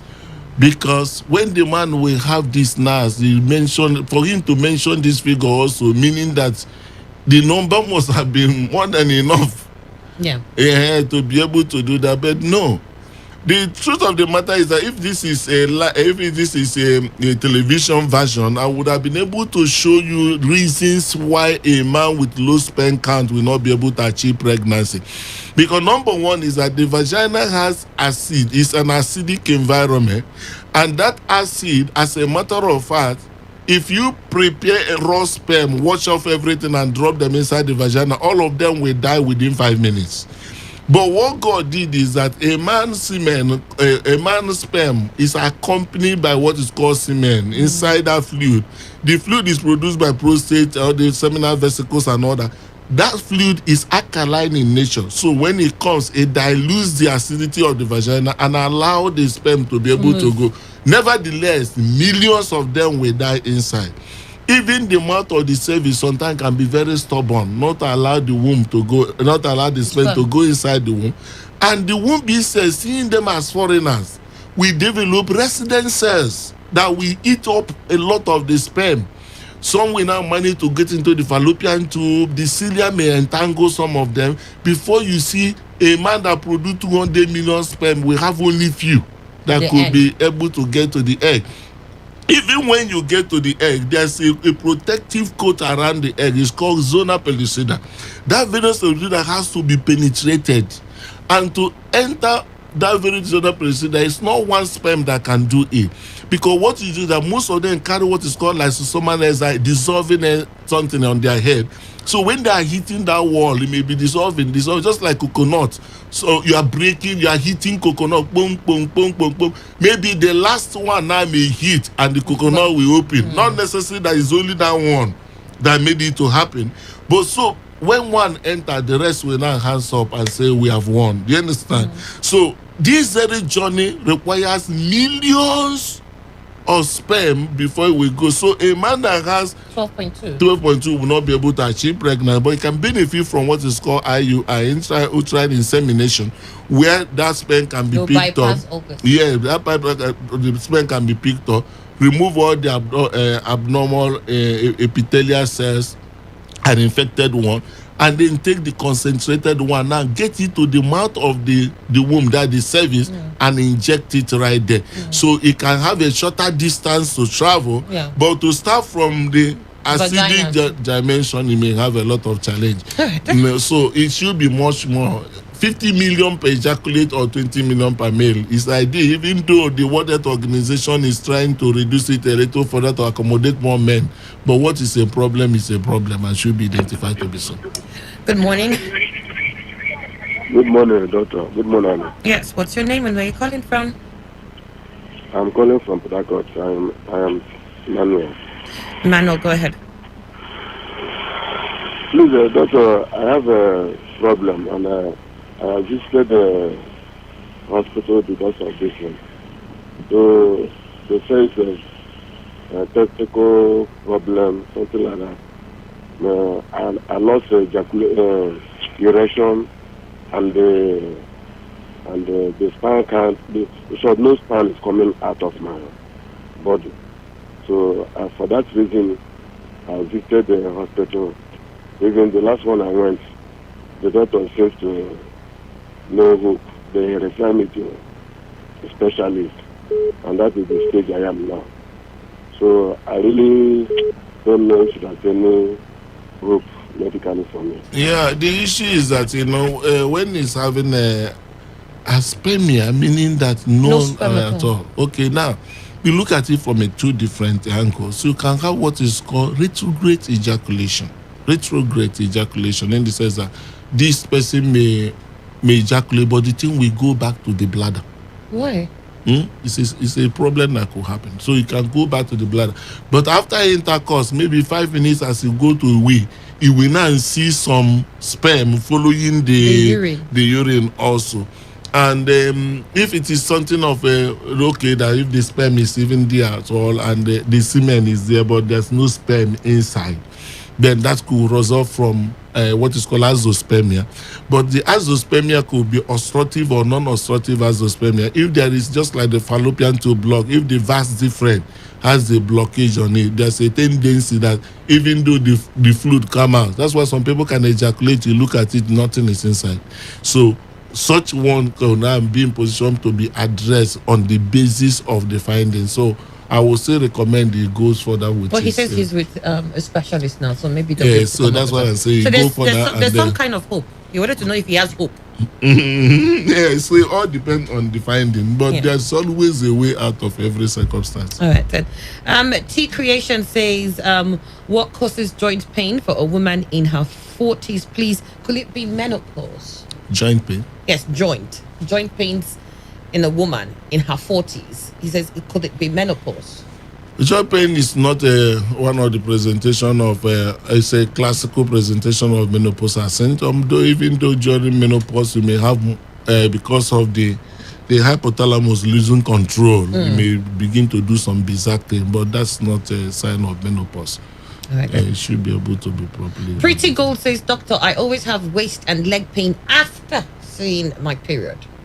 Well, I think that's part of the ones we've discussed before. But this was not during, she said after. It could still be. It's neither here nor there. Some can be pre and post. All right then. We have here, good morning. This is Josh Namdi Nze. Says, good morning. I have pain in my upper right side between my breast area and my armpit. I have done medical checks, ECG and echo, and the results were normal. Sometimes I have palpitations and I get weak. My BP ranges between 130/90 and 140/100, but I am on BP medication. Amlodipine, I think that's what they wrote there, 10 mg. Could there be explanations for the continued pains? I would appreciate. Thank you, sir. Yeah, it's also on a relative dimension. Amlodipine. Relative dimension in the sense that if you are not comfortable with whatever you have, there's a room for second opinion. All right, there's a room for second opinion, and apart from that, some also by reason of having palpitation. Palpitation is something that actually can be triggered by anxiety, and when you are so worried, even when you are not sick, do you understand me? Yeah. You find that you will begin to feel your heartbeat. So there are a lot of things that's not necessarily an organic problem. Organic in the sense it's not disease oriented, so all those ones, and that's why I said if you are so worried about it, get a second opinion. To buy witches and wizards, ask for second opinion. Celestina Chinano says, good morning, doctor. Please, what is the cause of blood flowing through the anus and the vagina during the menstruation period? That means that it's a problem. There's a connection between the two. And such could happen. I don't know if this very fellow has something like if he had any problem that has to do with delivery.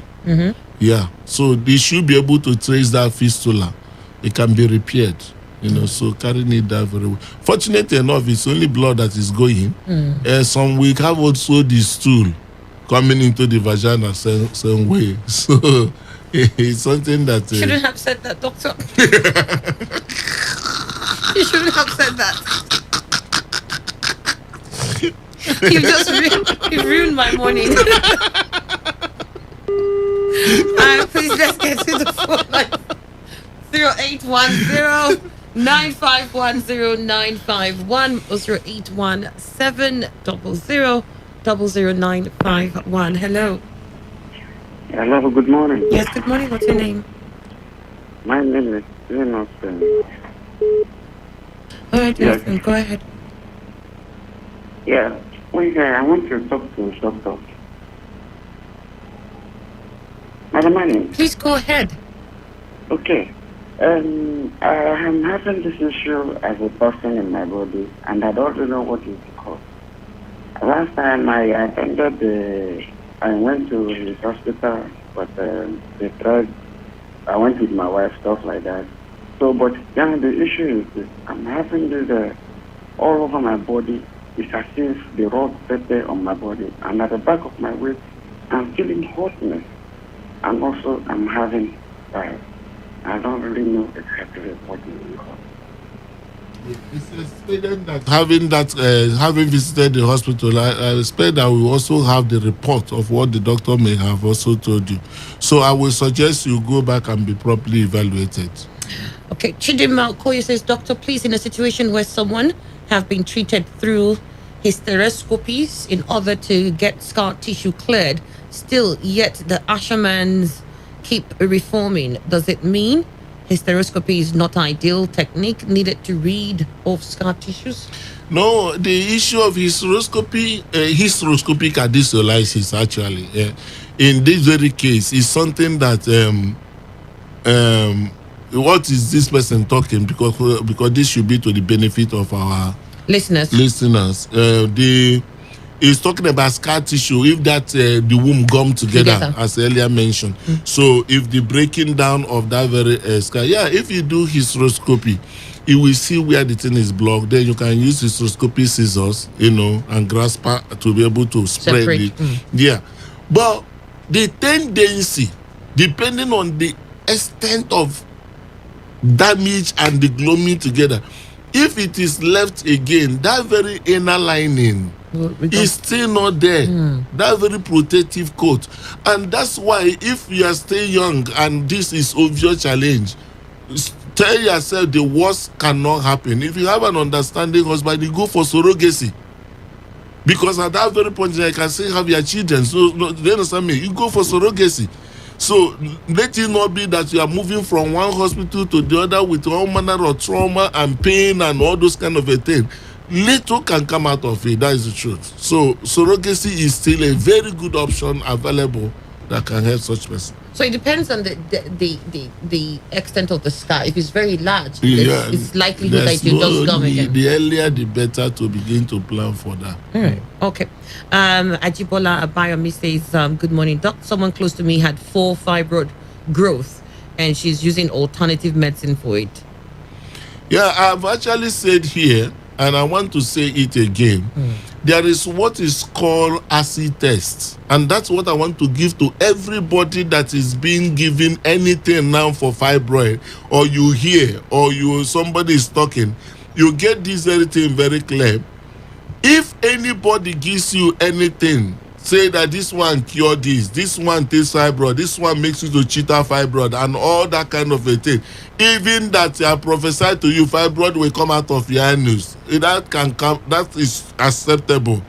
Nevertheless, before you start engaging in that, go on your own and do pelvic scan. Pelvic scan, if fibroids are not spirits, if you do a scan, you will see them and you will see their sizes, okay? And you keep the report. Whatever they give you, after 1 month, wisdom demands you do before and after. If you go back and do the scan and the fibroids are still staring at you, I don't think you need a prophet to be told that you are being deceived. But the fact is, there is no known drug that could be able to take fibroid out of the womb. I'm talking to you with every privileges I have on a global scale. The drugs that could be able to shrink fibroid to an extent, if taken over 6 months, that are called a group of drugs called gonadotrophin releasing hormone analogs. So you have a lot of them in the market. You have the Goserelin, you have the Zoladex, you have the Lupride, the Lupron, and all that. So many of them are there. But the implication of you taking that very injection over the time is that those drugs, because they will stop the estrogen coming into the womb, meaning that over the time you may also not be able to achieve see your period, you also will not be able to achieve pregnancy. And majority of our women tend to think about fibroid because of the issue that has to do with the issue of fertility. So you understand me? So let nobody get your mind worked up with anything. I'm not saying that it doesn't work. I'm not here to defend any product or all that. But the fact remains that whatever you are going to do, before you start, wisdom. After you finish, 1 month before your kidney will pack, repeat again. If it is there, it's not the person's conviction that should matter to you. Adams says, what is the cause of having cold legs in the morning and legs on fire at night? That's the cause. Oh, cold legs at night and what? Yeah, cold legs at in the morning, and the legs will be on fire at night. If you wake up from AC room, your legs may be cold. If you waka comot, by the time you are coming back, your legs may be hot. Dr. Koyeda, that's not medical. I'm going to take one last call, then we've got to go. 08109510951 or 0817000951. Hello, Today 95.1 FM. Good morning. Good morning. Thank God for Cuba. Tango, go ahead. In fact, I will thank the doctor. I don't know where he studied from. 2 months. In fact, it's 2 months. Like he created human being. Man is trying. When he has not the answer, he has not the answer question, you just go directly, immediately. Just it's like the answer is on his phone. So he's trying. I always enjoy it. I don't leave my house. But another thing is, my wife is having waist pain. I don't know. She's having what, sir? You said your wife is having what, sir? Yeah, waist pain. Severe waist pain. Yes, not that maybe. I don't know. Okay. All right. Thank you very much. Thank God. See, if you have a waist pain, a lot of things can cause waist pain. A lot, So you look at, as a young person, you first of all look if there's anything like a pelvic inflammatory disease, PID. You know what I mean? So if that is available, it should be in position to be treated. And the next one could also come from the issue of, here we all struggle, we all the hustle, carrying this one, carrying this, and sometimes the spine. If there is any compression syndrome, that can cause a basement. So I think it's something that hospital will be able to do better.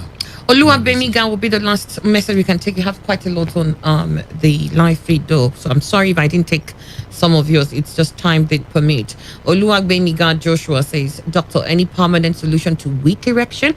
Secondly, why does one experience itching in the body coupled with boils in the body?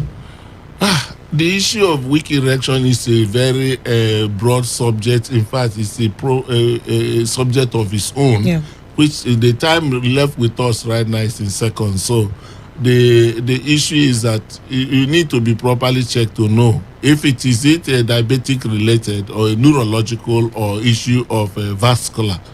Then the rest of it also have to be looked into. It's beyond what we can discuss now. All right, then. We've got to go. Maybe the doctor will take his time later, because I see a lot of people saying, Doctor, how can we reach you on WhatsApp? I mean, we need to talk to you about some of these things. The other one said the other numbers you gave, that they can't seem to get response for it. So maybe we'll call that number once more so that people can actually reach out to those 2 numbers you shared earlier. Yeah, thank you very much. I think I want to emphasize on the motivation, the kind of the passion we have driving this very cause. Is that I'm not just talking here because I just want to talk to you hearing me. No, I right there before you and on your shoulder, God has put a lot of responsibility. Whatever you get today, try to share it with someone else. Try to give right direction to people when they have challenges. By so doing, you find that all this one, the Nigerian life expectancy is 54 years, which of course unacceptable in any way. Look at Ghana, 64, North African 73. Some people that don't pray the way we pray, some of them 85 years and all that. Something has to be done on a quick change, and that is sharing this very knowledge. Okay, you can also partner with Dr. Save a Life Foundation by calling the numbers I called earlier. I can repeat it again: 081 0 into 5 places 851, or 0704 400 0139. Any of them could be able just to reach out whatever way we can partner to be able to help our people in this regard. That would be highly appreciated. God bless you. Thank you so much. We have free food this Sunday. It's free food for everybody. We've got yes, we the less privileged will be there this Sunday. Thank you so much for coming on the show, Dr. Koya. We've got to go. For everybody else who did the nicest thing you could do this morning with sitting down and listening to us and being part of the conversation here. Thank you so much. We'll do this again next week. Hopefully, we'll keep our fingers crossed. In the interim, stay tuned. There's so much more coming your way here on Today 95.1 FM's Saturday Morning Cruise.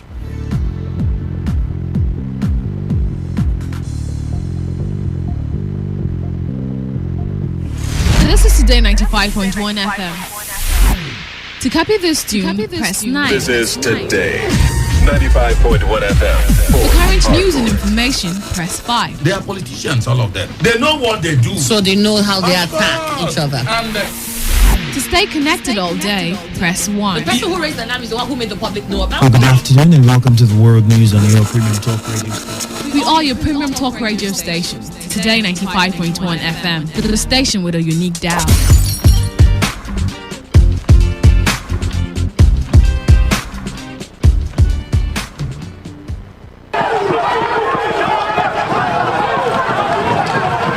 People can no longer take certain things. Nothing is guaranteed. When we were younger, you hardly hear killing. Today is the norm. Take certain things. Nothing is guaranteed. When we were younger, you hardly hear killing. Today is the norm. Take certain things. No place is safe. We get president at all. We separate Nigeria, beg. Kidnapping, assassination. People are dying every day. People are getting killed every day. My friend just got kidnapped. Tell the Nigerian leaders, or if you like rulers, that they are performing below expectation.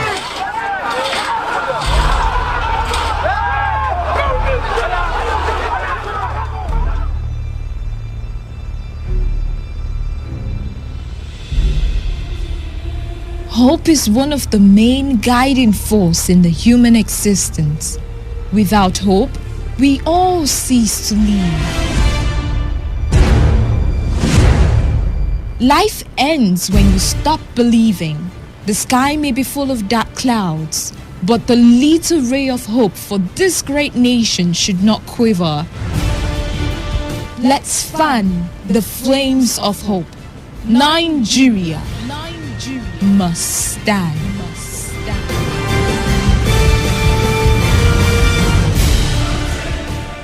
This message is brought to you by Today 95.1 FM, Voice of the People.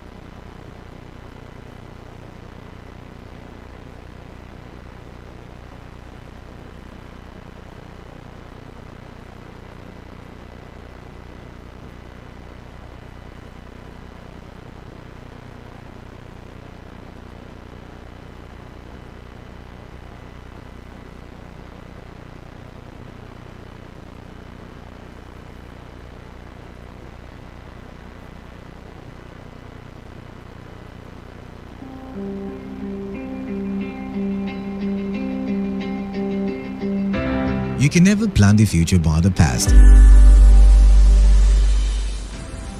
He who has a right to live can bear almost anyhow. Lost time is never found again. It is the province of knowledge to speak, and it is the privilege of wisdom to listen. I don't take life too seriously. You'll never get out of it alive. Educating the mind without educating the heart is no education at all. In the end. It is not the years in your life that counts. It is the life in your years. Make it count with us. Make it count with us at Today 95.1 FM. 95.1 FM.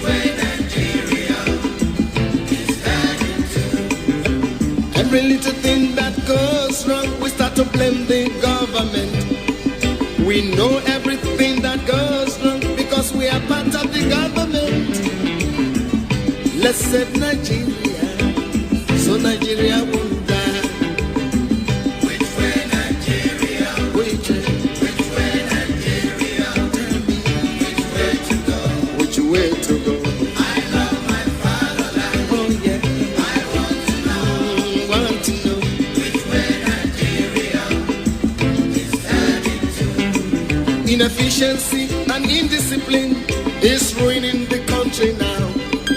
Corruption here, there, and everywhere. Inflation is soaring high. Let's save Nigeria so Nigeria won't die. Which way Nigeria? Which way Nigeria? Which way to go? Which way to go? I love my fatherland. Oh, sure, sure. I want to know which way Nigeria is heading to. We made mistakes during the oil boom, not knowing that was our doom. Some people now have everything, while many, many have nothing. Let's save Nigeria, so Nigeria won't fall.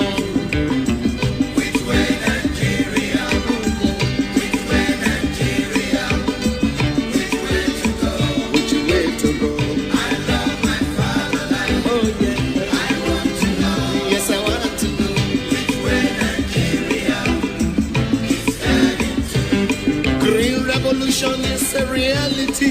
Let's give it a chance to grow. Let's join our hands to farm the land so we can have enough food to show. Let's save Nigeria so Nigeria won't die. Which way Nigeria? Which way Nigeria? Which way to go? Way to go. I love my fatherland. Oh sure. I want to know which way Nigeria is heading to. Our ambition to be millionaires is running the country down. We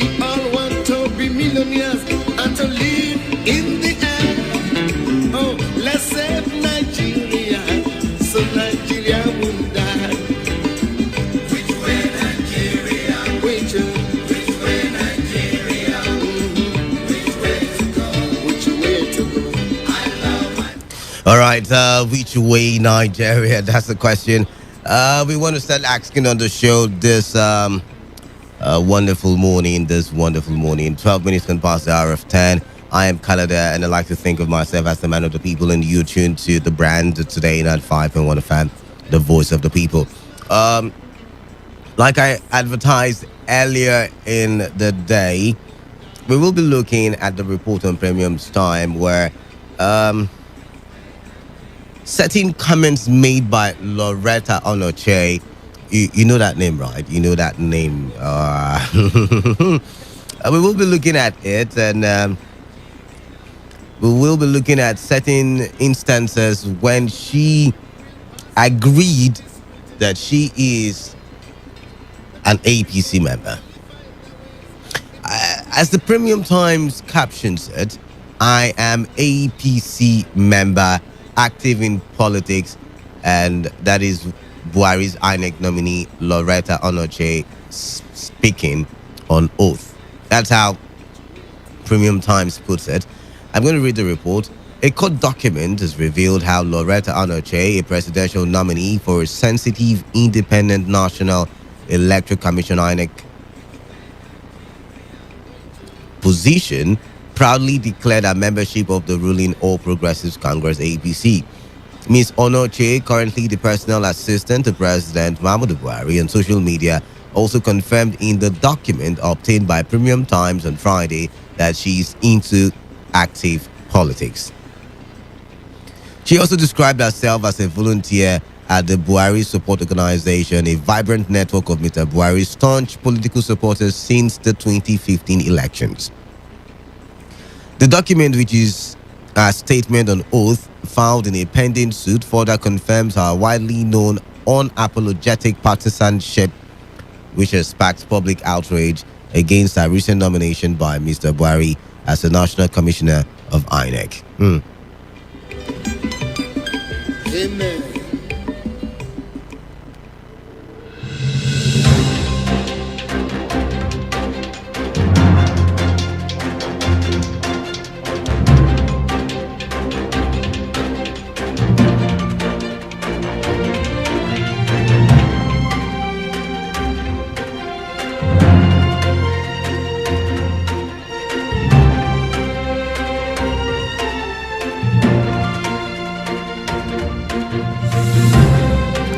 All right, so for some while now, we've been having a conversation. Should the president, Muhammadu Buhari, who, if we want to talk politics and not governance, we would say belongs to the political party, the All Progressives Congress, right? Should he be nominating someone from his party to be part of the umpire body in charge of elections, to be an integral part of the Independent National Electoral Commission? Some people have said, oh, there's nothing wrong. Because she's a party member does not mean she's not a Nigerian, and no, she doesn't have the right, or she lacks the right to be appointed into certain or such sensitive positions. Some others have said, no. INEC is an independent body, is supposed to show non-partisanship. There should be no bias of any sort, and INEC should be allowed to express itself without being controlled or without playing the role of the puppet. And you see that conversation, it's been a very hard one to end, because some people will go back in time and tell you, oh, during Goodluck's administration, so person was appointed, and it looked as if he belonged to the PDP. Some people said, can you prove, I'm one of the people, by the way, can you prove that Loretta Onoche is an APC member? Can you prove? Hey. Ladies and gentlemen, I'm here to tell you, I feel like my voice is healing a little bit. I think the flu is going. That's what happens when I get to talk to you on radio, right? Anyways, Premium Times did an investigative research, and in that investigation, Premium Times was able to show that in sometime 2016, Loretta had said with all boldness, with all temerity, that she is an APC member. And she's unapologetic about being an APC member. But it did not end there. She said she is an ardent, strong supporter of President Muhammadu Buhari. Right from 2015, she was part of the pro-Buhari group, who pushed for Buhari to win the presidency in 2015 and, even in 2019, and she's not apologetic about it. Now, in a country where the sing-song recently has been, let's get our electoral act amended so that it can fit the current situation that we find ourselves in. In a country where we find ourselves singing the same song every electioneering year or season, ballot snatching, vote buying, vote selling, what else do we do? Violence of all sorts, killing here and there. In a country where we see all of these things, one would expect that a government will do all that is needful to ensure that it solves the problem bedeviling the elections. Because whether you like it or not, elections are like the core of any government. It is what brings in a government. It is what reflects the minds of the people. And a government is supposed to be for the people, by the people, and of the people. And if we're not getting any of that, all right. I'm not saying we're not getting it. I'm just saying, if we are getting the vibe that partisan people are being appointed into non-partisan positions in a flawed system already, what hope then can we have of the elections that will be held in future? What is the guarantee that the other INEC commissioners are also not a partisan people or a partisan few? Because we know Loretta, because she's vocal about it. She's in social media. When Twitter was Twitter, she was out there defending these administration. So what guarantee do we have that the other people, maybe non-vocal, are also not ABC members? I mean, these are some of the issues we want to talk about this morning. And if time allows, we probably will jump in on the River State Governor's comments about how projects in River State has stifled the APC in the state. I'd like to hear from you. I'm going to open the phone lines now.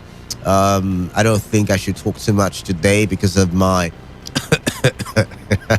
Don't mind me, I'm just joking. All right, 0817 000 0951 and 0810 9510 951. Loretta, in 2016, in a court case that she filed, by the way, I think, admitted to being an APC member and an unapologetic supporter of President Muhammadu Buhari. Yet again, should such a person, I mean, before it was all speculations, she's APC, she's no APC, she's APC, but now, I mean, this just come to limelight. Should such a person be appointed to a non-partisan position in an organization like INEC? I'd like to hear from you. 0817 once again, 0000951 and 0810 9510 951. Who's on the line? Good morning, Gallagher. Good morning. Yeah, good morning. What's your name? Talk to me. Mazi Awa David. Mazi Awa Davis, welcome. Yeah, thank you very much. You see, to me, being an APC member or not being an APC member it doesn't even concern me. My own concern is this. She has been hearing a glamoring call from her own children, from her own people, the youths of her own area, or should I say region. But here she is, going ahead to be a Sorry. When you say she's been hearing, what do you mean by she's been hearing? I'd like to hear from you. What do you mean by? Over the agitation of a particular group, or should I say a particular youth, who are clamoring for freedom. But she is now going to answer the call to be the INEC, what do they call it? Mazi, that's not the conversation we're having. That's not the conversation we're having.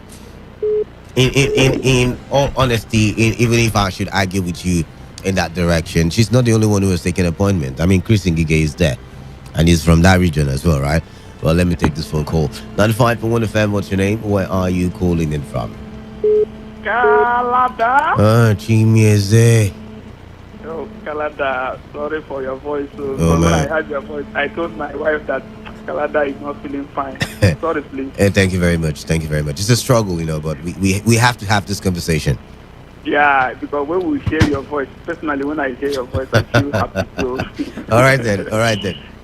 Yeah, Kalada. Oh my God. This is what we have been talking about in Nigeria. All right.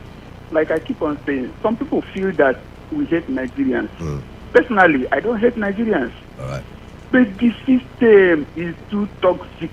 The system is too toxic.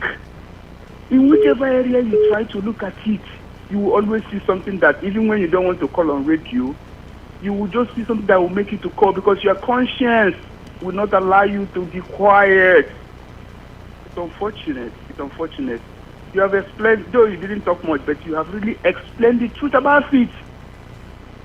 Everything revolves around politics, how a country is governed.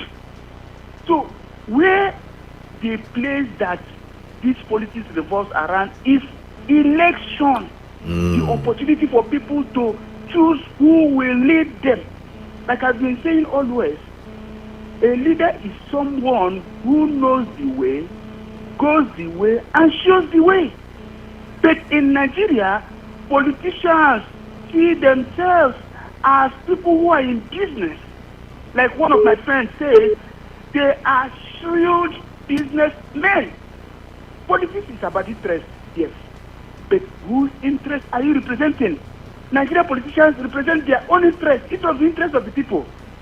So if in the election, somebody that will be an umpire, part of the umpire, will now be an interested member of a party, how can fairness work? And we have been crying of fairness, justice, and equity in Nigeria. These are lacking. Thank you, Kalada. All right, thank you very much, Jimmy. Thank you very much for your contribution there. A 95.1 FM lost that one. Keep your calls coming in. Well, it's probably possible that maybe a PDP member that I am, or an APC member that I am, or an APGA member that I am, I can actually be a part of INEC and not play politics. I mean, it may be possible. What do I know? Let's take this call. 95.1 FM. What is your name? Yeah. What's your name?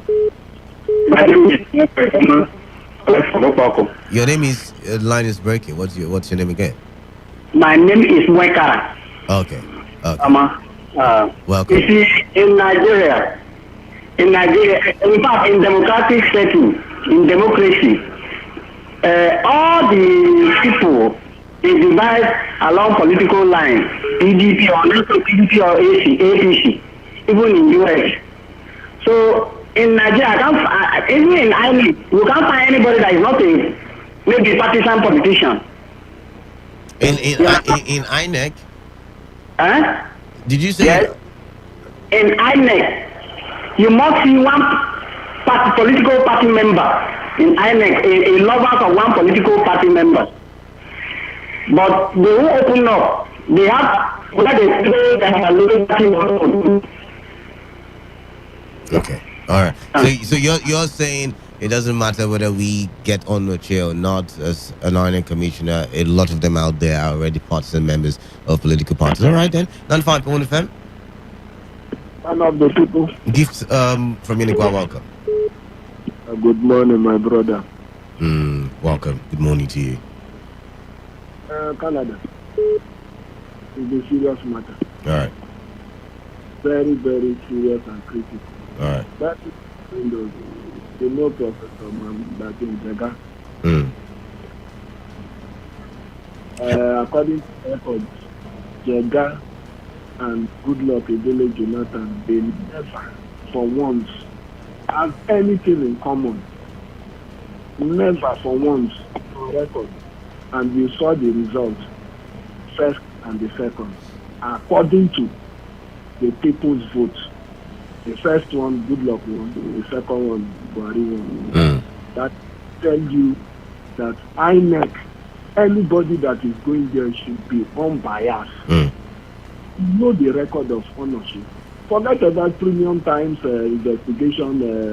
The point is, some people have been arguing that can we prove that she's an ABC member? You know, you are very right.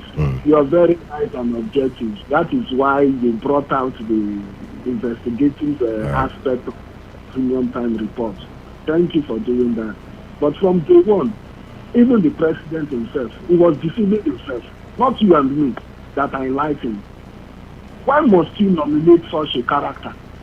Somebody that has been calling PDP by name on national TV, AIT, Arise, channels, everywhere, abusing the leaders of PDP, calling them criminals, robbers, and all the rest.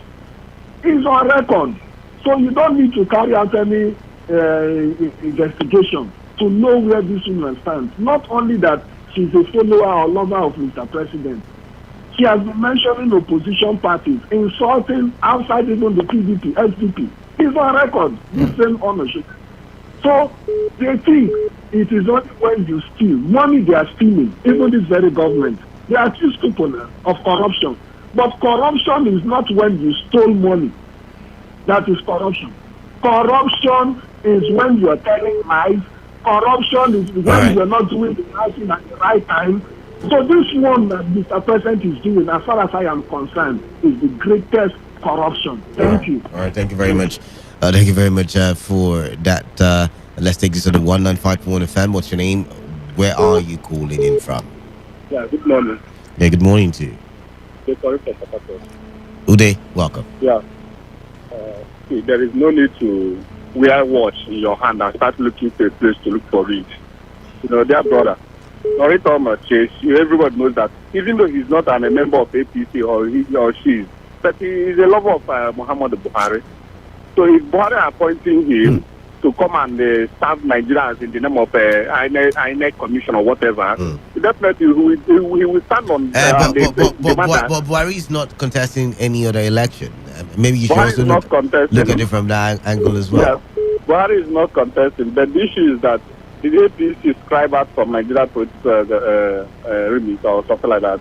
APC will still be on food. They can still deliver their person through Lolita Marche. And the second, let me tell you, bringing that woman in board there, they want to use it as this so-called Igbo people. I'm telling you, I'm an Igbo man. Disgrace. How do you mean disgrace? Well, let me tell you, brother. So, you know that if, for example, now from, let me say, as an Igbo man, a man from Hausa appoints me to work for him or her, you know that I will never betray that person because he's my boss. No matter even my mom come around, it's a business. You cannot carry your family members attached to your business. I'm telling you the truth. They just appoint that woman to disgrace people. That's what I said. I still don't understand. I still don't understand, but thank you very much for calling in. 95.1 FM. What's your name? Yeah. Where are you calling in from? Mr. John from Port Harcourt. John from Port Harcourt, welcome. Yes, I can't understand why people will keep crying about this Rolloita. All right. No. Don't say keep trying. That's what we're talking about. We're talking about it now, so you can't say people will keep trying. All right. I brought up the conversation. Yeah. The problem or the truth is that the law does not dwell on sentiment. Okay.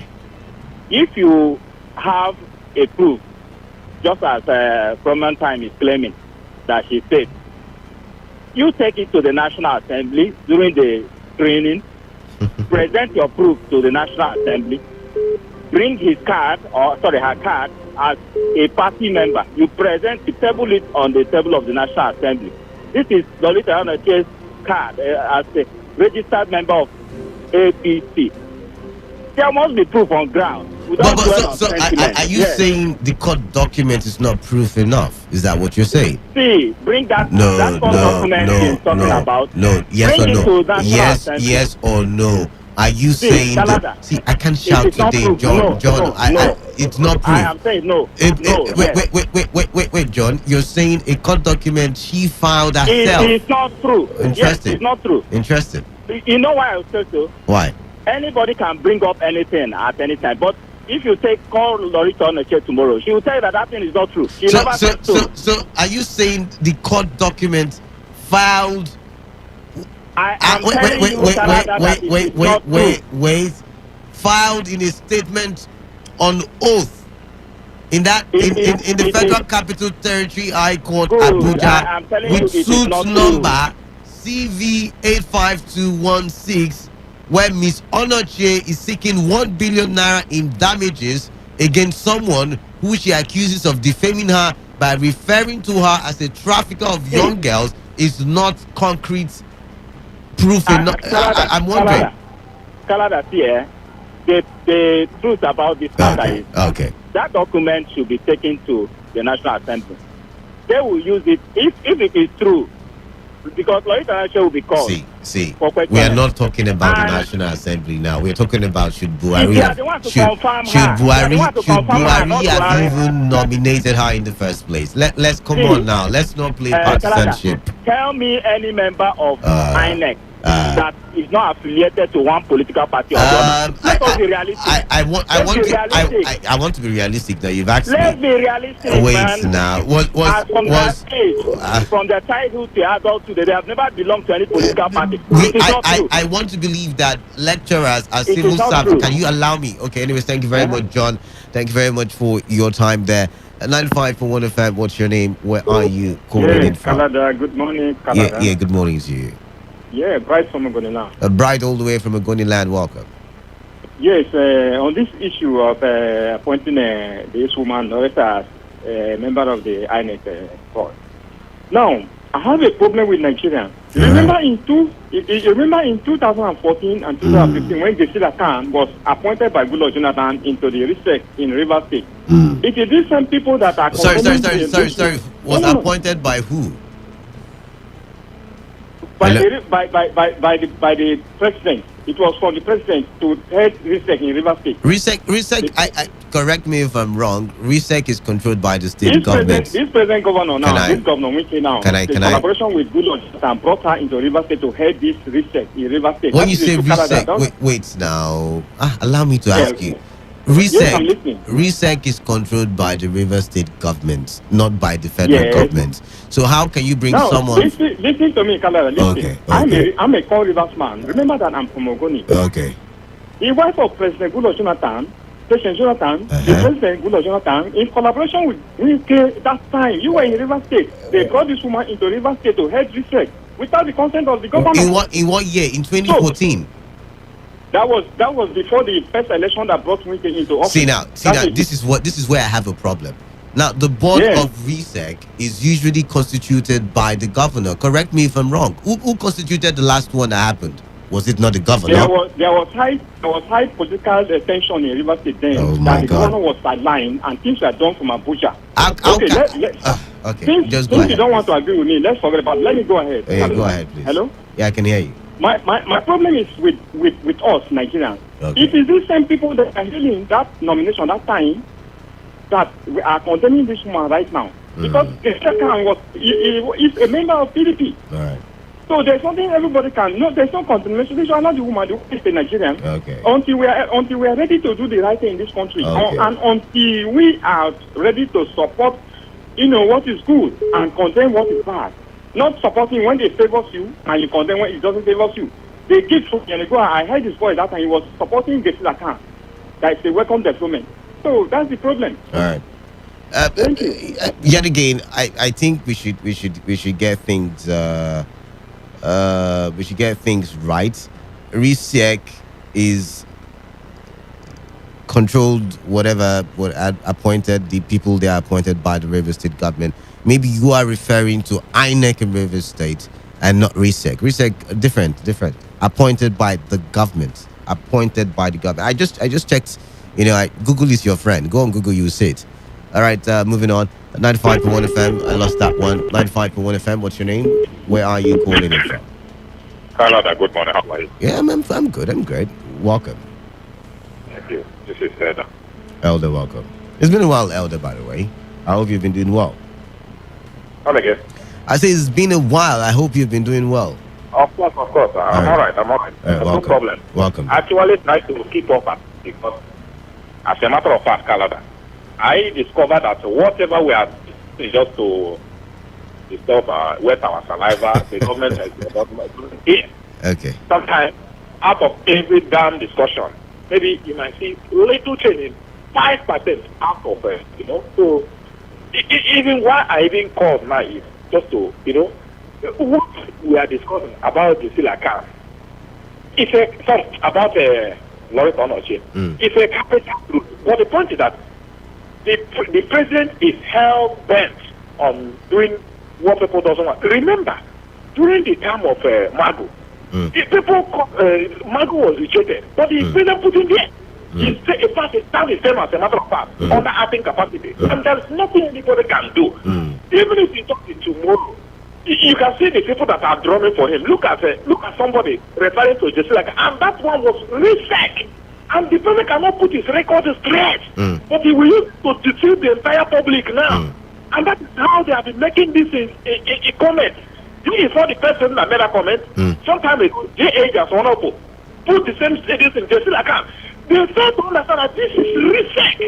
And they are now saying that now, during time of Gulo Jonathan, they are now saying that it's wicked, it's appointed. Can you imagine human being? No, let's leave that. Let's leave that and go to what we're talking about. What I'm trying to say in nutshell is that anything we like to discuss. One, we have a rubber stamp house of our National Assembly. All right. There is nothing. The other day, I was working at this journalist handle at BBC, anchored by this Babatuda. So this at ABC Jigno. He said it loud and clear that what the president is doing is not good. But his second was asking him, don't you think that he will be rejected? He said, no. This National Assembly, he's seeing now, it's not the time that we reject anything that's done by the president. And it's like that. So anything anybody let them talk. One, this government is notorious for abuse of abuse of equality in appointment. They are notorious for abuse of constitution, going against the constitution. So they damn everything, knowing fully well that nobody can do anything.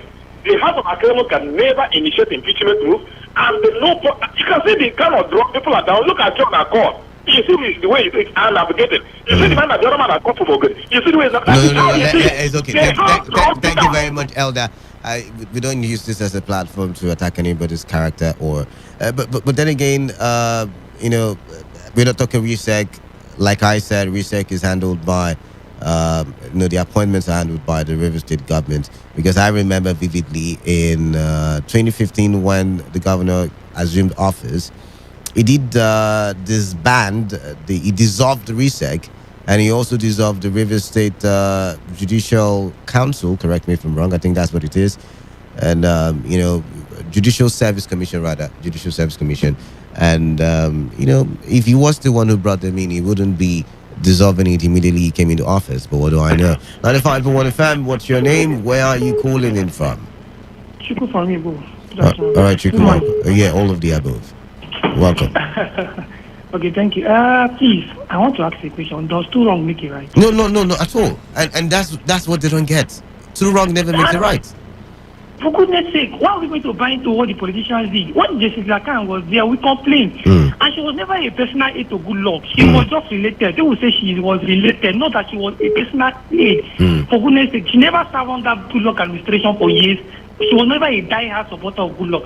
But just that because she was related, that's different. And it was bad then. So for goodness sake, but yet again, you see that what do you call it? That reference really doesn't hold water because yet again, the appointments were done by the River State government.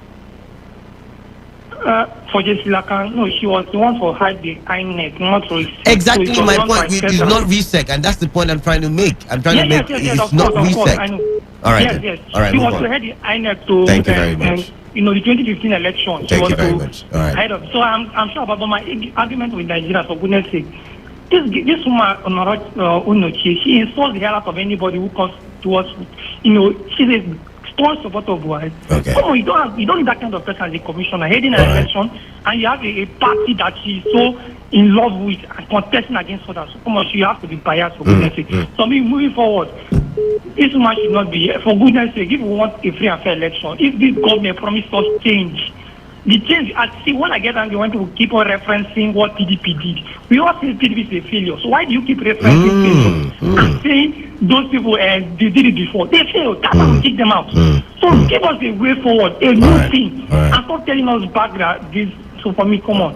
This woman, if she eventually ends that agency or the INEC in Delta State, for goodness sake, on the she's an INEC commissioner. She wants to be there.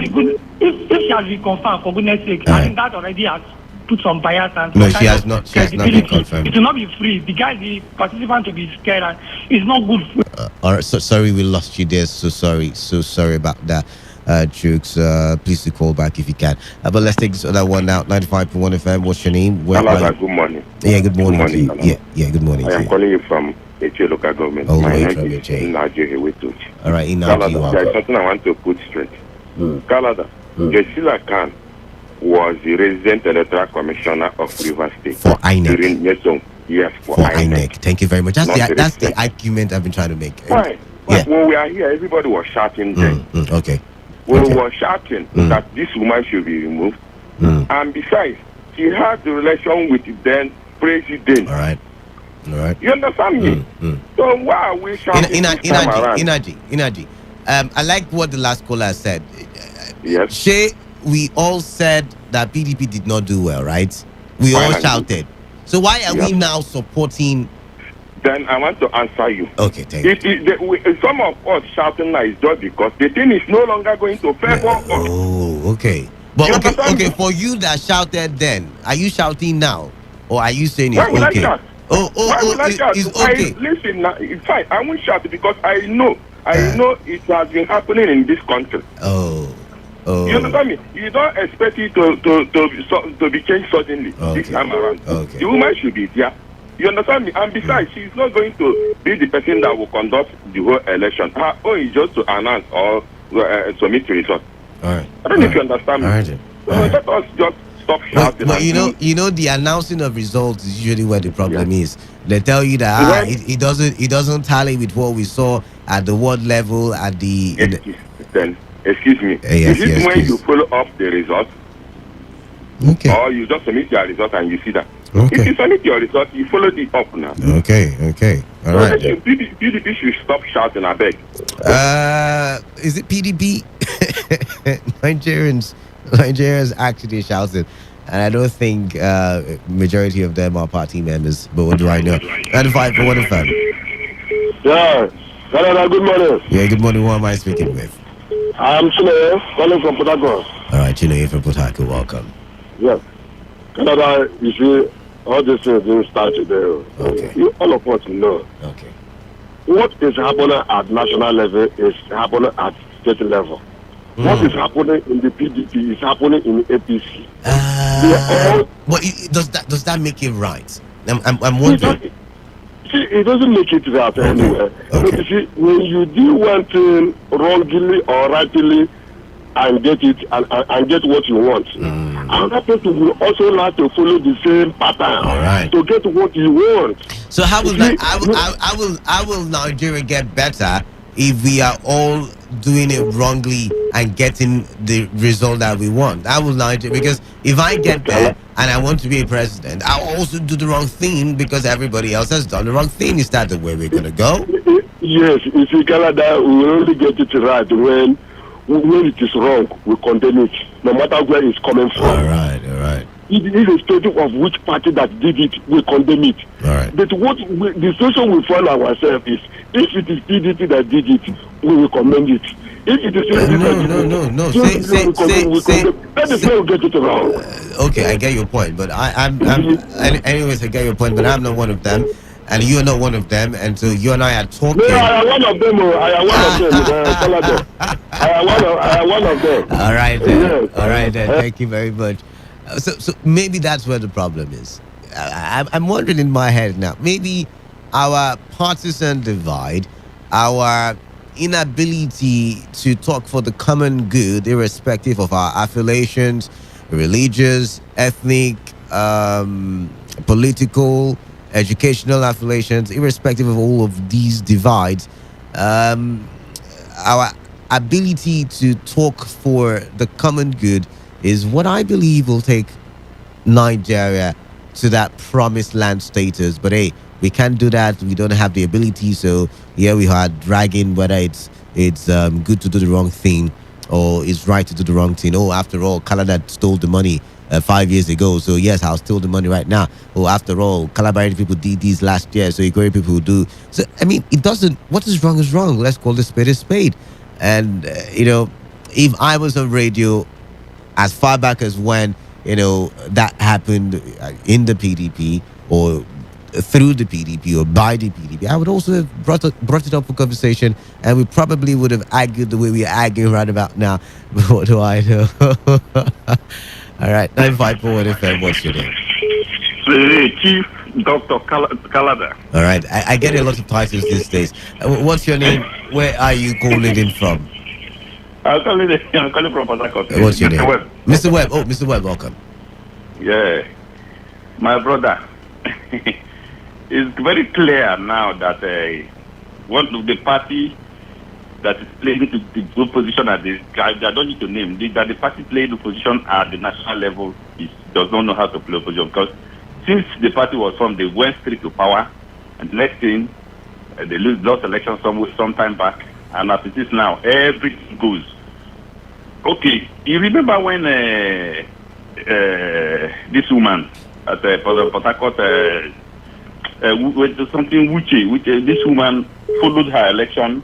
She lost in the course of announcement, but she had all her results in her hand. All right. She went to the tribunal, and she won at the tribunal. She claimed that she won the election because she had everything. All right. So the issue, just like somebody was saying, at the state level, it is a one-way affair. One way.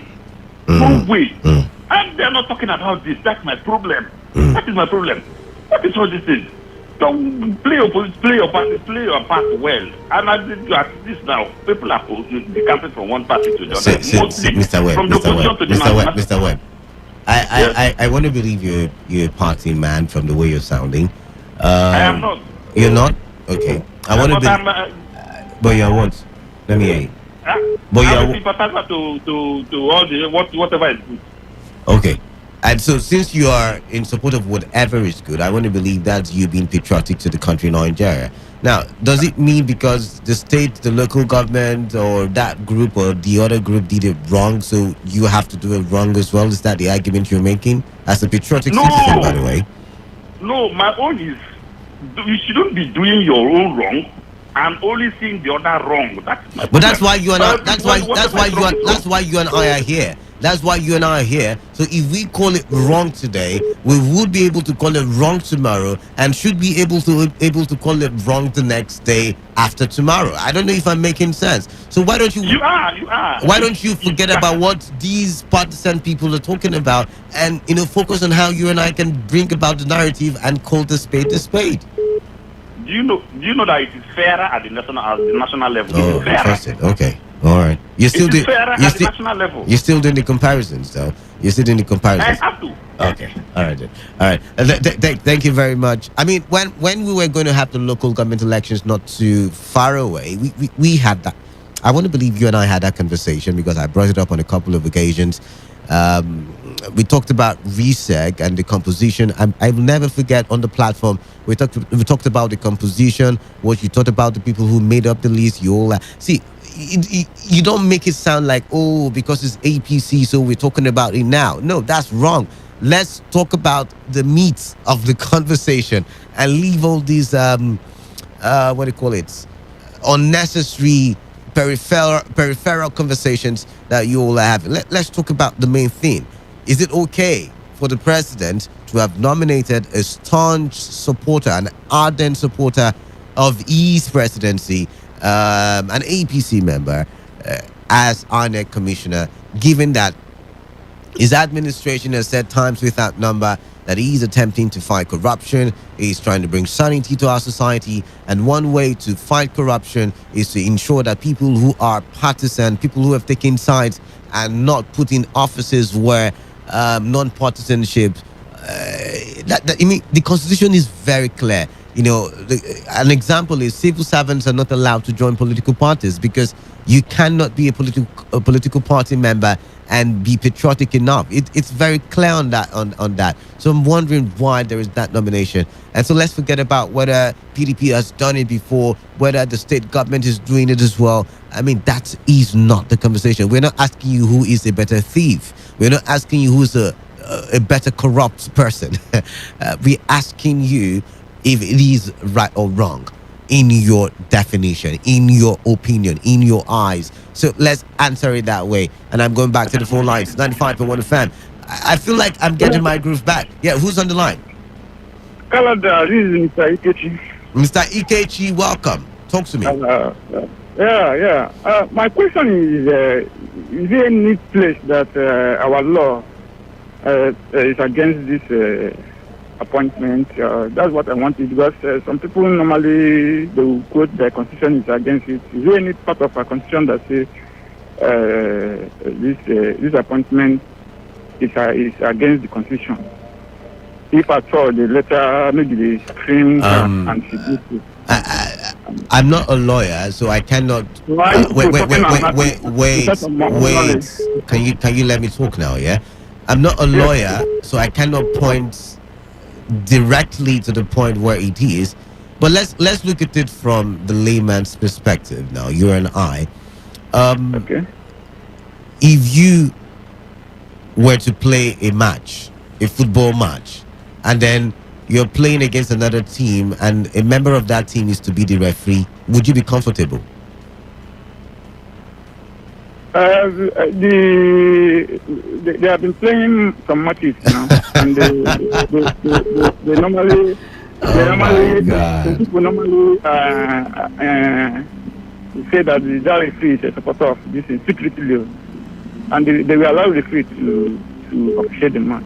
But in terms of moral arguments, moral side of this argument, I think maybe it's wrong. But in terms of what the constitution says, you understand? Because we are in this country that some government appoint a card-carrying member. And nobody has ever, okay, maybe party members will say it's right, but I don't think neutral people will tell you it's right. They will bring out the argument, say there's no way the constitution says it's wrong.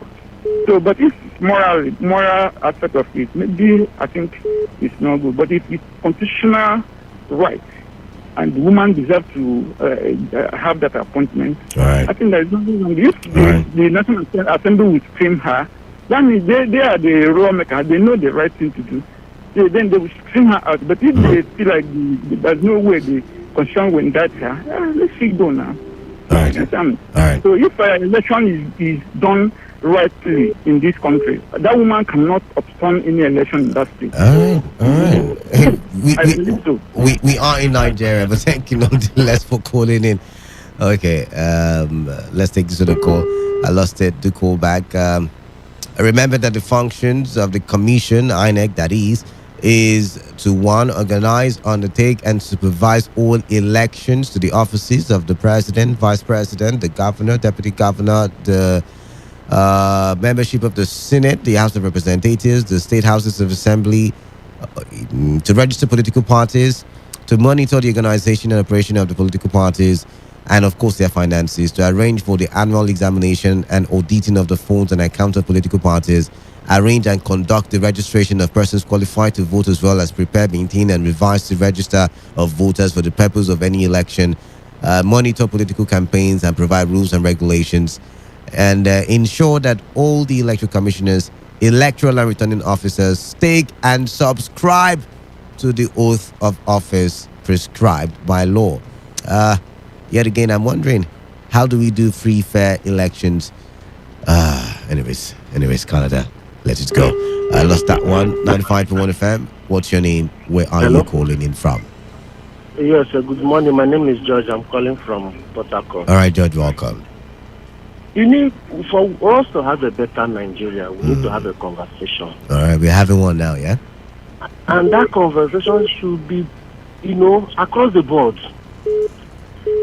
Yes, the appointment of Noreta Onoche morally is bad.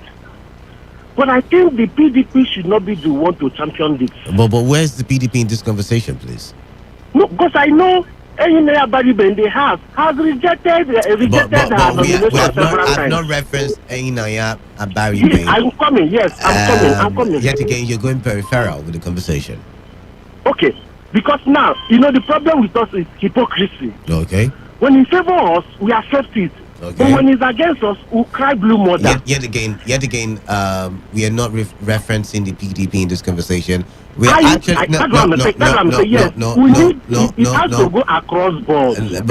My point is, we are referencing a court's document where Loretta herself says, I am an APC member, a bona fide, that's the right word, a bona fide member of the APC. I am a staunch supporter of Buhari, and you look at these comments and then you wonder, could such a person be in INEC? I know this, which I said is wrong. Okay. For her to be appointed. Okay. But what I'm trying to say, we need to stop, from being a hypocrite. What I'm saying is, some will condemn her, but some who look the other way. And yet again, I'm not worried about what some would say. I am I am most worried about what you have to say, and you have said it's wrong. So maybe we should end it. We should end it there. Thank you very much for calling in.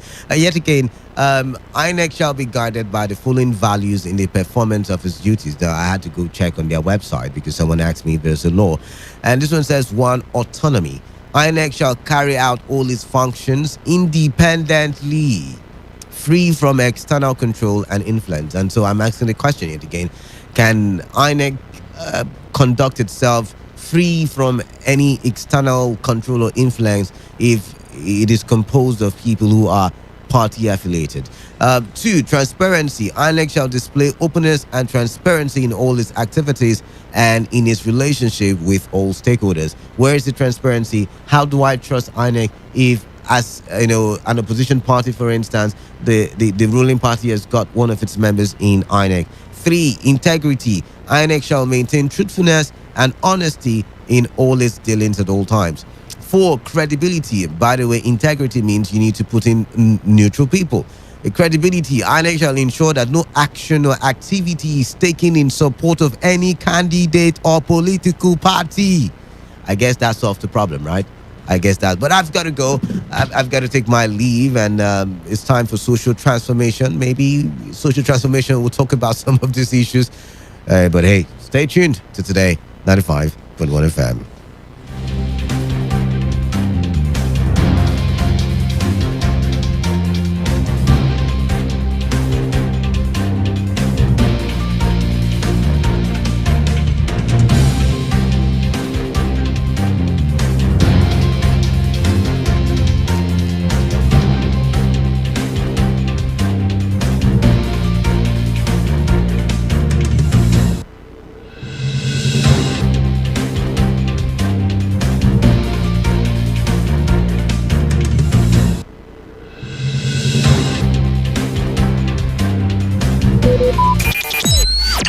Talk radio. I listen to a lot of talk radio.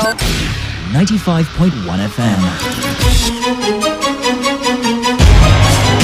What is the purpose of government? How important are your rights to you? How satisfied are you with the way the government works?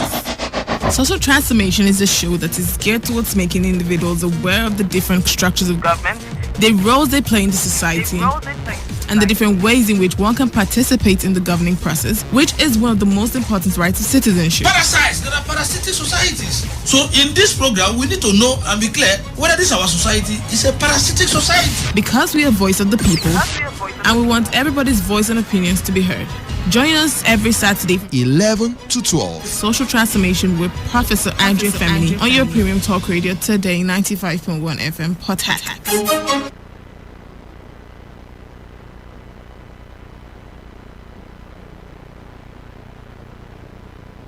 I do not.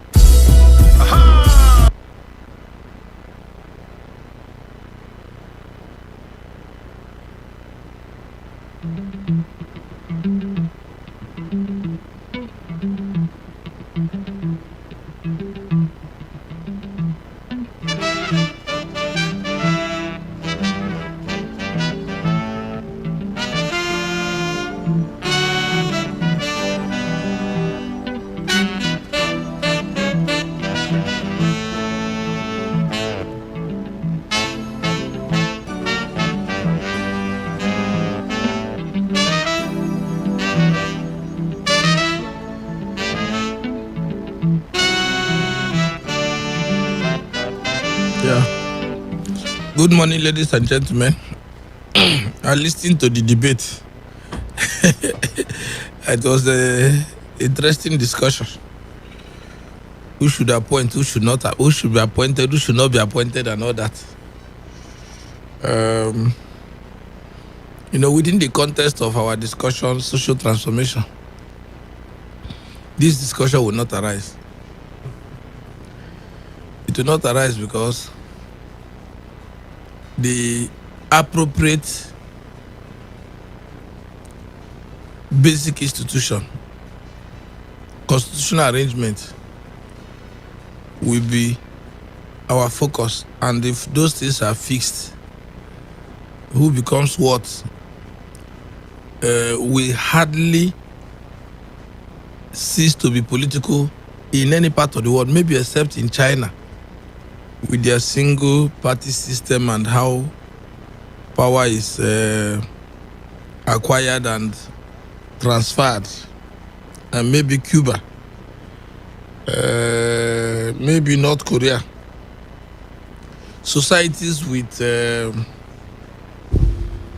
ideological hold on their society, if you like call them socialist societies, maybe those tensions will be less. Otherwise, in all societies that I know, who occupies what office will always be contentious. I always draw people's attention to the United States as a model. The court that can decide whether you are alive or whether you can be killed or whether you can be saved or whether you can lose all that you have. What happens in terms of laws that become final, unchangeable, the Supreme Court, is a decision of parties. Usually, they choose judges that lean either right or left, conservative or liberal. Those are their political terms. But usually, Republicans choose judges that move to the right. Democrats choose judges that move to the left. And the balance in the Supreme Court is always a contentious issue. So, if the Supreme Court judge in America is a political issue, who told us that electoral empires are not political? Even in the US, the state of Georgia, the person who supervised and Biden won is a Republican. Political parties control states and are represented in electoral bodies. The problem we have is that we are pretending to be neutral instead of striking political balance in the institutions that organize election, equal representation, so that we now know clearly that it is you watch me, I watch you. Which one do you think will be more efficient?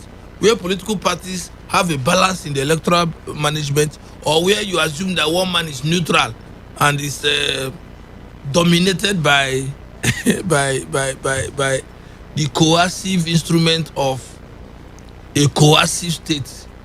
Which one do you think is more rational in the kind of society that we are? Is it not check me, I check you that appears to make sense? So, moving forward, for example, If you're going to be appointed this person to that appointment, you are going to be doing that forever. Because appointing is part of politics. Appointing is part of politics. Appointing is not politically neutral. So there's no neutral person. Who is the person that is neutral that you send there? Mention one. The moment you send a priest there, because part of it, politics is about who gets what, when, and how. You see? If you put a bishop there, there's nothing like neutral. If you put an imam there, there's nothing like neutral. Neutrality does not come up when power is at stake. So it is better you set the basic institutions such that the institutions, rather than individuals, guarantee free and fair election, guarantee correction of errors, guarantee that the people's will always will prevail.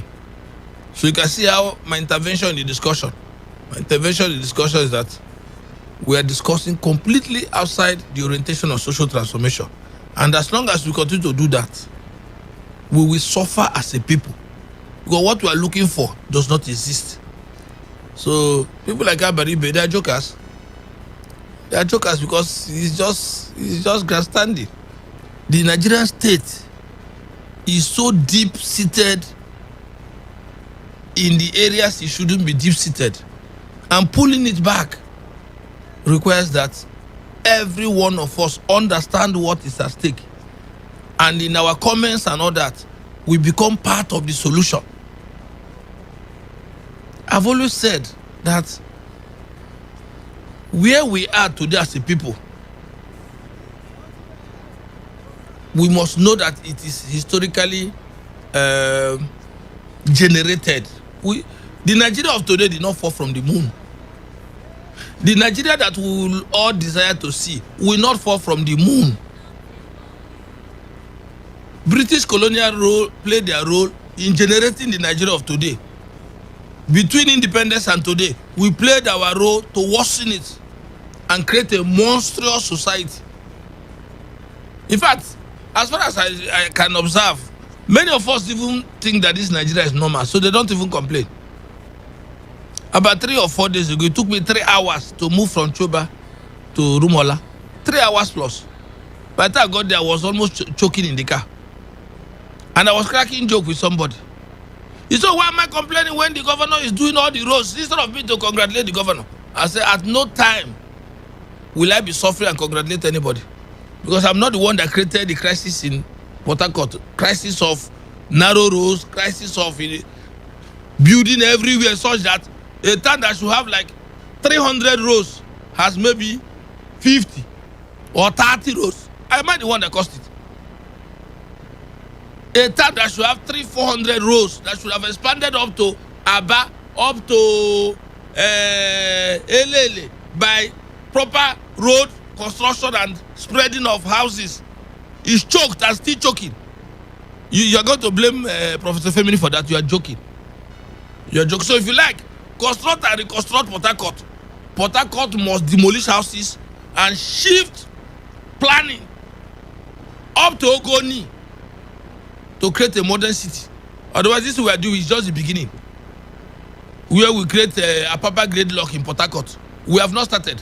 Share 2 years time, week is going. We will know whether the next governor will come and on surface Port Harcourt again, try to expand the road again.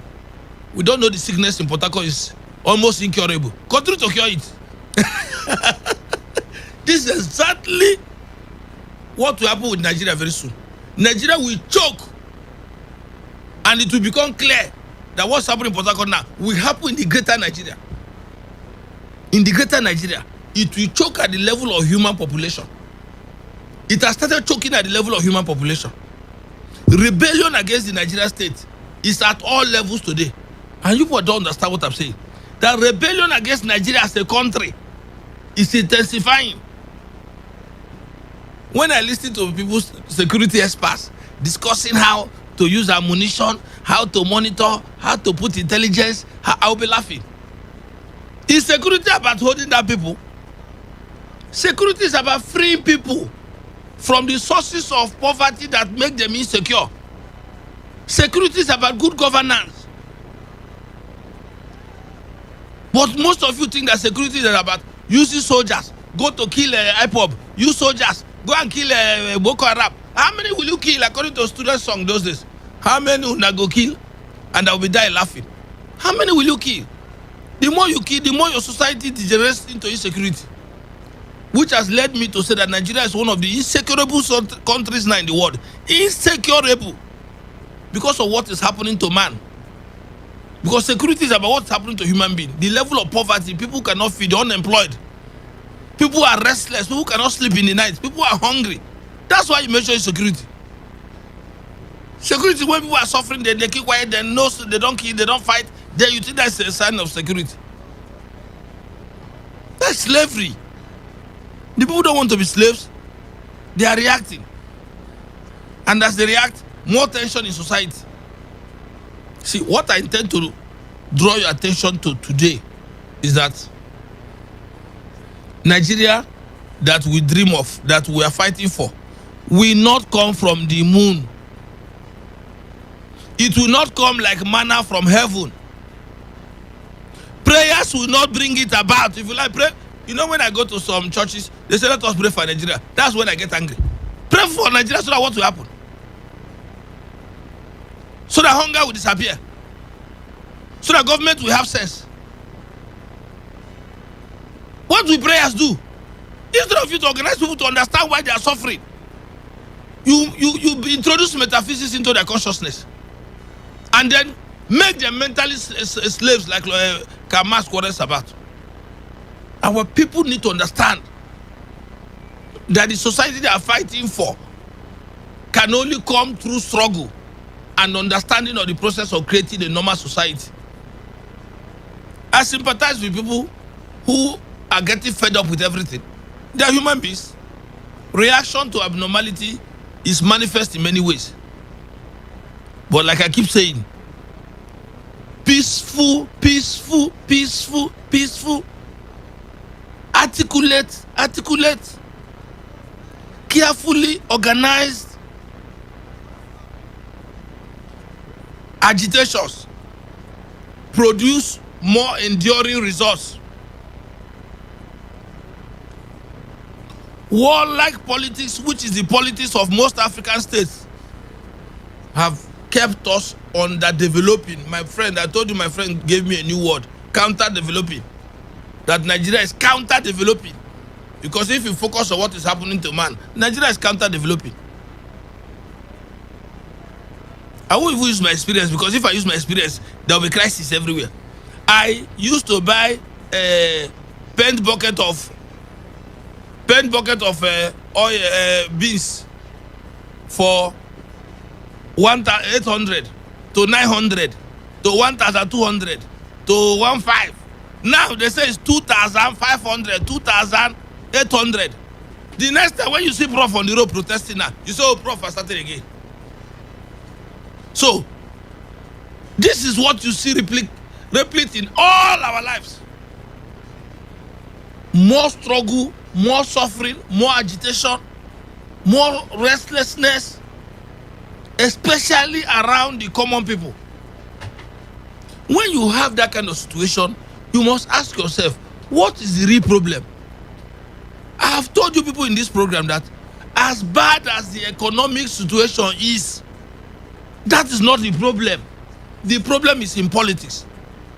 That if you don't fix politics, you will buy one rubber of beans 15,000 naira because you have not fixed politics.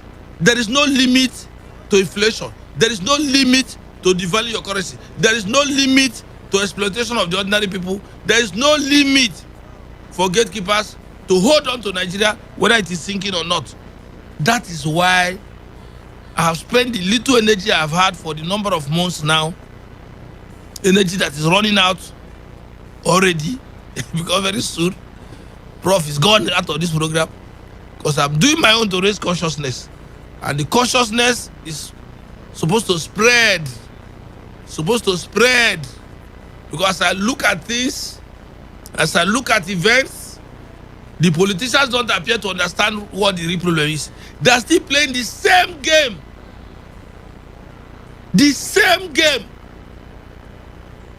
in Abuja, in Port Harcourt, in Kano, the same game.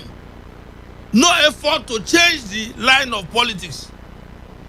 And that means we're almost going to be like this for the foreseeable future, because no solid move to transform our society. Rather, we are clustering around the resources that are not expanding because of bad politics. More population built around the same resources that are not expanding. You know what that will mean? It means more and more people will be thrown into poverty. More and more people will be thrown into rejecting the Nigerian state. And that's exactly what's happening. If they told anybody that about 60 million Nigerians will be living below poverty line by 1973, nobody will believe it. Because it is the same state that we ran in 1973 that we are running today and degenerating. It has reached 60 million. The same state, because we are not ready to change it, in the next 20 years, it will be 150 million, 200 million that will be below poverty line. Because it is programmed to be so. It is not going to change because I want it to change. You see? Because we have not created a productive state. A state is either productive or it is a consuming state. Unfortunately for us, the Nigerian state is not a productive state. It does not produce your crude. It takes a share of what is produced. It does not produce the car you ride, it imports. It does not produce the aeroplane you enter, it imports. It does not produce your phone, it imports. It does not produce your wristwatch, it imports. It does not produce plastic toothpicks, it imports. It does not produce certain tissue that means nothing, it imports. You see? So you have a country that China Achebe calls people with cargo court mentality.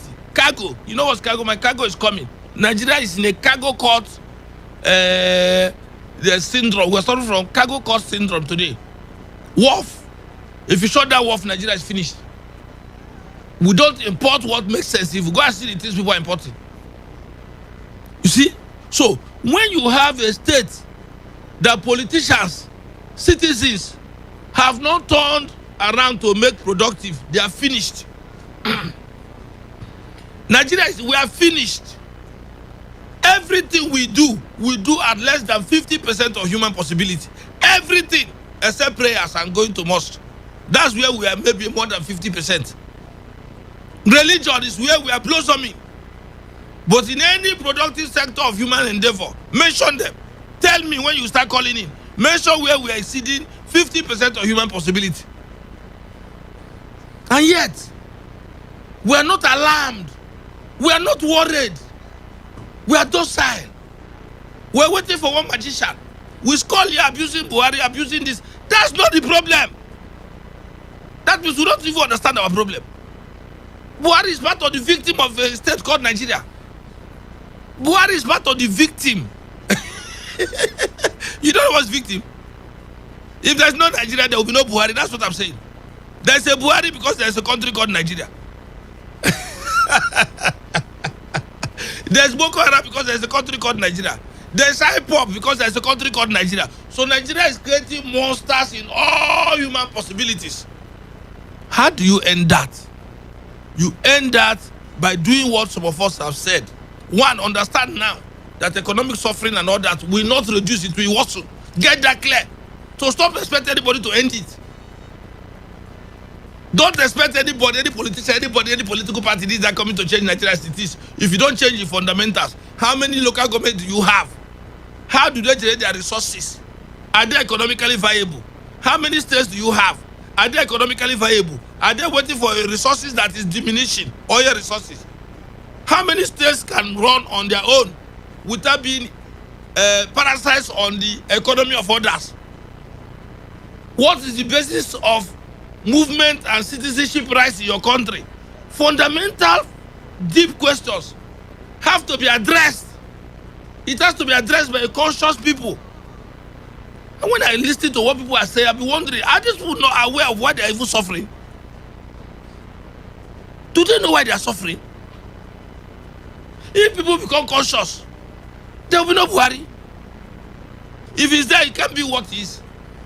Because he's not dealing with the conscious people. But when you're not conscious, your consciousness sometimes to be violent. You can't constructively mobilize around political movements that you have all over the world. Tell me one single political movement today in Nigeria, one that has capacity to draw attention of the Nigerian people for a change. Mention one when you call in, so that you begin to know the real problems that you have. I can mention two in America, whether you like them or not, that their voice matter. Every society gets the leadership reflecting its character and its organizational capacity. Every society gets the leadership it deserves and its organizational capacity. Witches don't produce leadership for you. Praying doesn't produce leadership for you. Hatred doesn't produce leadership for you.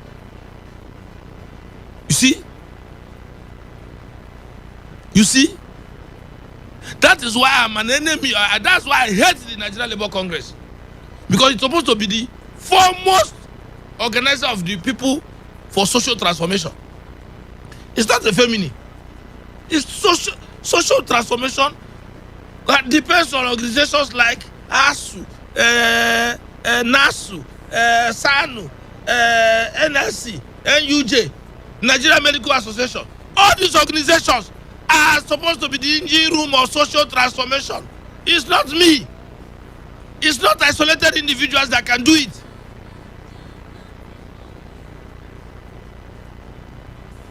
So what are you expecting? Where they are failing, IPOP takes the stage. Since you don't know how to construct a human society, why wouldn't you have IPOP? Why wouldn't you have Boko Haram? Why? Please. I came into the studio very agitated today. Very, very agitated. Because I'm not seeing hope. Very, very agitated. I'm not seeing conferences be organized for change. Very, very agitated that organizations are not understanding the crisis of the Nigerian state. And on that note, I want to open the studio on a note of agitation, serious agitation. I want us to spend significant time to talk today. So the phone lines are 0817 0817 000040 951. The next number is 0810 9510 951. 0810 9510 951. The studio is open now for dialogue. Remember the direction we are going. Hello. Hello, sir. Yes, good morning. Prof, this is Carl calling from my other way. Okay, hold on, West. Welcome. Prof, here, country. All these talk you have been, all these things you have been saying in studio, they are hearing you. Not that they are not hearing. They are hearing you. That problem we have in this country is criminalize the system country. Criminalize our power supply. Criminalize our health. Criminalize our education. Criminalize everything in this country. That make people suffer and make few people rich in this country. Very, very bad. When you going to change? Which time are you going to change? How many years we have democracy today? Nothing to show that there is democracy in Nigeria. Nothing to show. Nothing to front hand. No power supply, no good health, no education compared to internationally. And no industry. How many billions of naira being shared, wasted, take away in this country without building industry, without building power supply, without making our health, our education be in order. When I hear people saying that Nigeria will better, I laugh because this country has come to nonsense. Except God to deliver this country. Thank you. Thank you very much. Thank you. Hello. Yeah, bro. Yes. Good afternoon, sir. Or morning. Morning, welcome. Yes, Prof. Israel. Okay, Israel, welcome. Yes, sir. Prof, I could remember vividly when Barack Obama was campaigning in the United States of America. Yes. He had a sticker, and it was carrying a blue and red label that was passing a very vital information to America. I was suggesting, in my own opinion, that we should have a print media for this information. You're doing a very good job, Prof. But print media sticks in the head of people more than audio media. I'm not saying the audio media does not have the power. We need to orientate these people by print media. If we can conglomerate ourselves, cover around 74 local governments in Nigeria and all the wards involved, we print information that will give people awareness. It will cost money though, but let us conglomerate ourselves and do this awareness before 2023 so that we will know who you are voting. You will know why you're voting. If you are boycotting the election, you know why you're boycotting it. We as the populace, we are more than the politicians in the office. From the first seat of power presidency to the councillor, add all of them together. They are not up to the one-third of Nigerian population. Why should we allow a little chunk of our population control us and use us like equipment? We need to rise as the people. We need to give this awareness strongly. You're not dividing the country. You're not of ethnic or religious division. You're talking of a country that will stand as where people dwell in the nations of people. Thank you very much, Prof. Thank you very much for your contribution. Thank you very much. I will address your contribution later. Hello.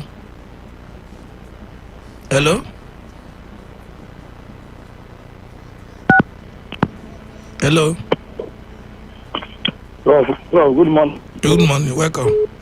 Yeah, my brother. Emeka from Owerri. Emeka, welcome. You see why when we find it difficult to believe that Nigeria will work again? Do you know the reason? No. The reason is this. You are talking of restructuring, reformation, restructuring, which I 100%, 150% agree with you. Look at the commonest way of even a kind of restructuring that have even come under this government, especially this government in power. Honestly, I know the problem started from 2014. I agree. But you look at the body language of this government in power. You know that before 2019 election, there was a political reformation they sent to the National Assembly to amend for us to have a little free and fair election. The government of this government in power told us that it's too early. West Africa said this, West Africa said that. You know that after the election, believe that this is second year. You know this government has insisted on that thing without even making any comment. What we know that what telling us that they believe in the rigging of election. You understand? Otherwise, there's no reason for you not to implement that. That's a little document that will even give us up to 30% free and fair election. But they insist on it because they believe that if they allow that to come, the reformation in the political structuring or whatever way, we are not allowed them to come into power without the people's mandate. Look at it. I don't know why Nigerians are keeping quiet about that thing. That's the point I wanted to ask you now.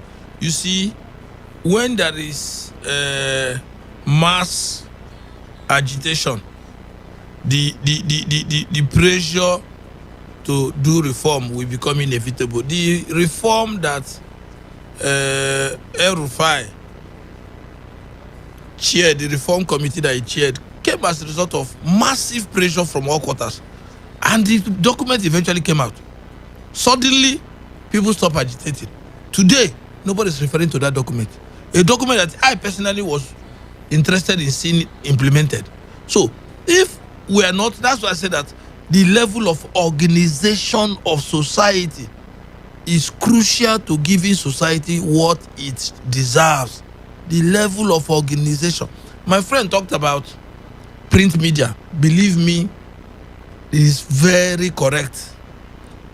Print media must also not be my own personal engagement because I'm not a journalist.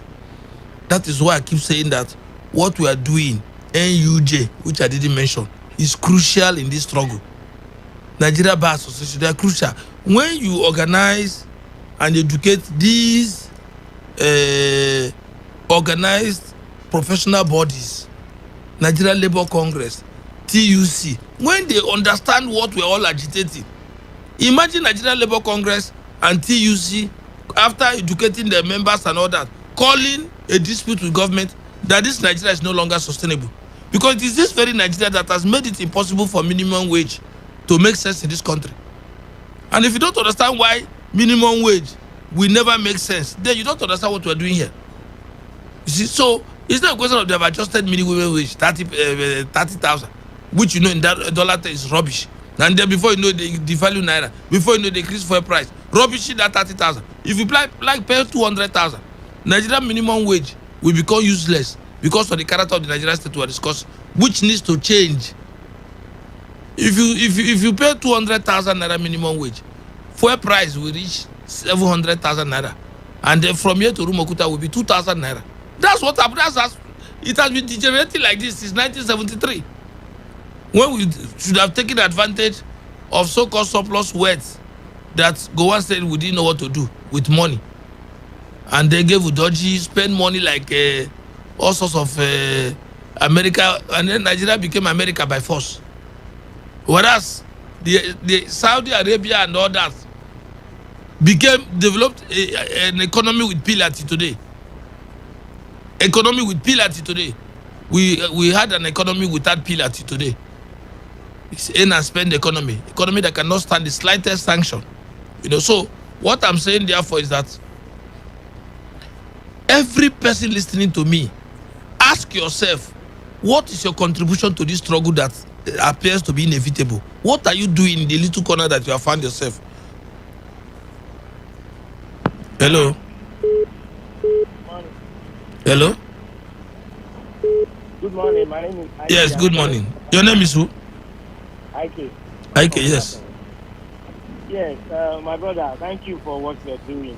You know, this is part of the movement. This is a way through which so many people on the street can air their views. But the issue is that what is going to come out, because if we protest, they shoot us.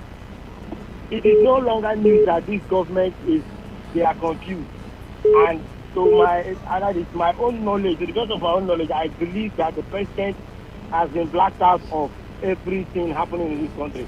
I doubt if he has the idea of the slightest happening in this country. Say, for example, they were selling fuel for 175, I think so. They moved it to 210. I think. Sorry, my friend. Sorry. You can call back. But I think the president actually knows what's going on. Yes, hello? Yeah, Prof, good morning. Good morning. Prof, it's Chimezeo. Yeah, Chimezeo, welcome. Yes, sir. Prof, I have been your follower. In fact, I can call myself your disciple, just like Nnamdi Kanu disciple. Welcome. But this morning, the way you isolated this guy, Abalipe, I felt embarrassed. No. You know why I did that? He's a prominent senator. I'm only using it as a prominent senator. If you know the words, I'm using it to characterize the whole Senate. They are not addressing the real issue. He's a prominent person now. If he's not known, how will I call him? How many senators do you think I know their names? Bro, they are not up to 4. I know their names. Not up to 4. I'm not joking. You're a philosopher. So, okay, you have cleared that one because yes. I felt that he's the only voice the Igbos have in the Senate. Okay, no, it's the only person that exists. I'm just using it to characterize the whole Senate. That the whole Senate is confused. They're not addressing the main issue. Thank you very much for that clarification. So, like all of us have been saying, your idea is good.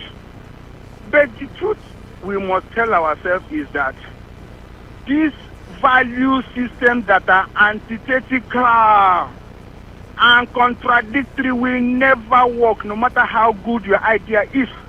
Because just like what Professor Usman was just saying about the Nigerian Constitution, he just said it recently.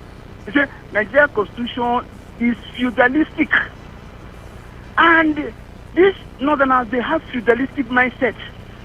the Westerners have monarchical, and the Easterners have Republican. You know this thing more than me. And you know that even Britain, they know it. That's why in their country, United Kingdom, they still have Scotland operate their own separately. They have some autonomy. Then the island and the rest of them, the four of them, Wales and British, they have the way they run their things. They claim they are United Kingdom because they know that if they are one nation, so to say, there will be crisis. But look at Nigeria. Nigeria will never work. Prof, you know this thing. You know it more than me. Thank you very much. The direction of political reform, I repeat, is not something that anybody here can sit and predict. But one thing I can assure you that must be part of any political reform that will make Nigeria a stable, pro-development and pro-people country is each person being a Nigerian should feel free to settle anywhere in terms of citizenship rights. And that regions, because regions are international concepts, regions must sit up and decide on the best political arrangements to make it efficient. Because as I speak to you now, the Nigerian state is not efficient.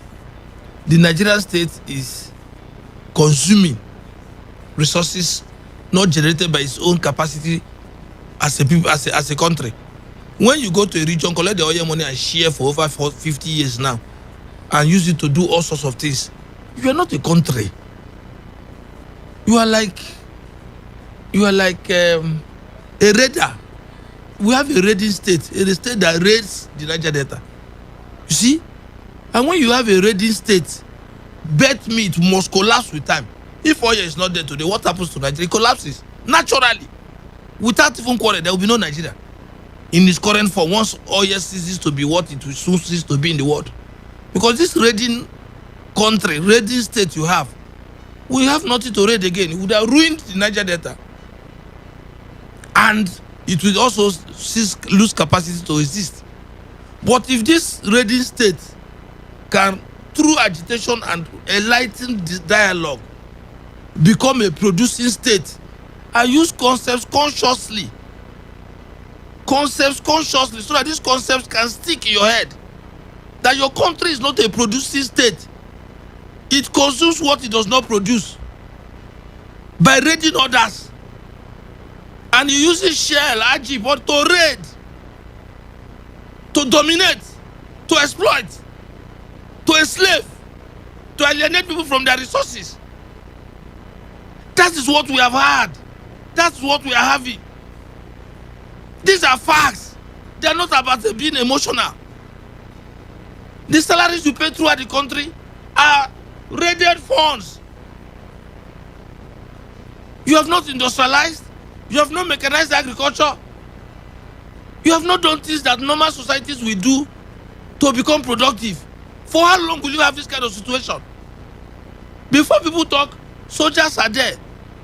Underpaid, I don't want to discuss the army because I don't want to be involved in that kind of discussion. But I'm just saying that I and you need to educate all Nigerians, including those in the south, those in the north, about what kind of society is better for all of us. Nigeria can produce enough groundnut that can compete with crude oil for revenue. Nigeria can produce enough palm oil that can compete with crude oil for revenue. And I can go on and on and on. Malaysia that took palm oil now is generating more resources from palm oil related products than our crude. That fluctuates depending on how America and China coughs. What kind of human society is that? How can I live in a country that is a raiding country? With all my enlightenment, I live in a country that raids, where people hardly produce as individuals, waiting for salary that comes from oil, not because they have produced anything. Do you know that Nigerian civil servants are part of the problem? The salary they pay is not oil money. Where did they get it? So you're part of the problem. So you go, Nigeria is a mono economy. Nigeria is a mono economy. You don't know the implication. They tell you that your country relies on oil that is not found all over the country. is found in a particular region. That Nigeria is a mono economy. Nigeria is dependent. And dependency is evil, even at the level of an individual. I don't want to depend on somebody else. Dependency even at the individual level is evil. Not to talk about state and country being dependent. The America we're all looking up to. Some of you, I keep saying, repeating America, because I'm used to the economy there. Go and look at it. California's economy is bigger than the economy of West Africa 5 times. One state. You don't know the meaning? Which American state is not richer than Nigeria? Mention one. This American state is not richer. Mention any one. How many of them produce oil? Texas, and which other one has crude oil? Texas crude oil, does it go to Washington? Never. Pays tax. But every state is productive. New York fire service budget alone is as big as Nigerian budget. Some American universities will compete with Nigerian university for budget. Chinese students in 2010 paid $64 billion to American colleges. How much is the national budget? We said this is so that your eyes can open. Only Chinese students paid $64 billion to American universities. You are here pretending to be a human society. You don't know that part of the crisis of Boko Haram is poverty. They go and capture people, farm. They will pay them tithes so that they will use that to be surviving. Hello. Hello. Hello. Good morning, Prof. Good morning. Welcome. Thank you. I congratulate you for what you are doing. Welcome. The problem we have in this country is that people who have the awareness like you, out of 100% in Nigeria, the percentage is very low. I can say it is about 5% have the awareness like you. People will likely mind like you. I myself, I support you. But awareness has not been created in the Nigerian society, especially the illiterate ones. So I think what I am advising is your program should continue because it takes a long time for people to get the awareness and follow up. So I have no much to say. I'm your disciple. I can say I'm your disciple. But the awareness has not been created in the human being. The self-consciousness is not there. Thank you very much. Thank you very much. Talking about self-consciousness and promoting consciousness, please, everyone who has listened to me, who is beginning to understand what I'm saying, educate the other. Educate the other. Let the other educate the other. That is how societies move from being religious societies to becoming scientifically conscious societies. There are stages of movement of development of all societies according to those who talk about modernization. There are feudal societies. From there, societies become religious. After that, they become scientifically oriented. So they become religious without the ignorance that goes with religion in Nigeria. They now understand that societies are built with what?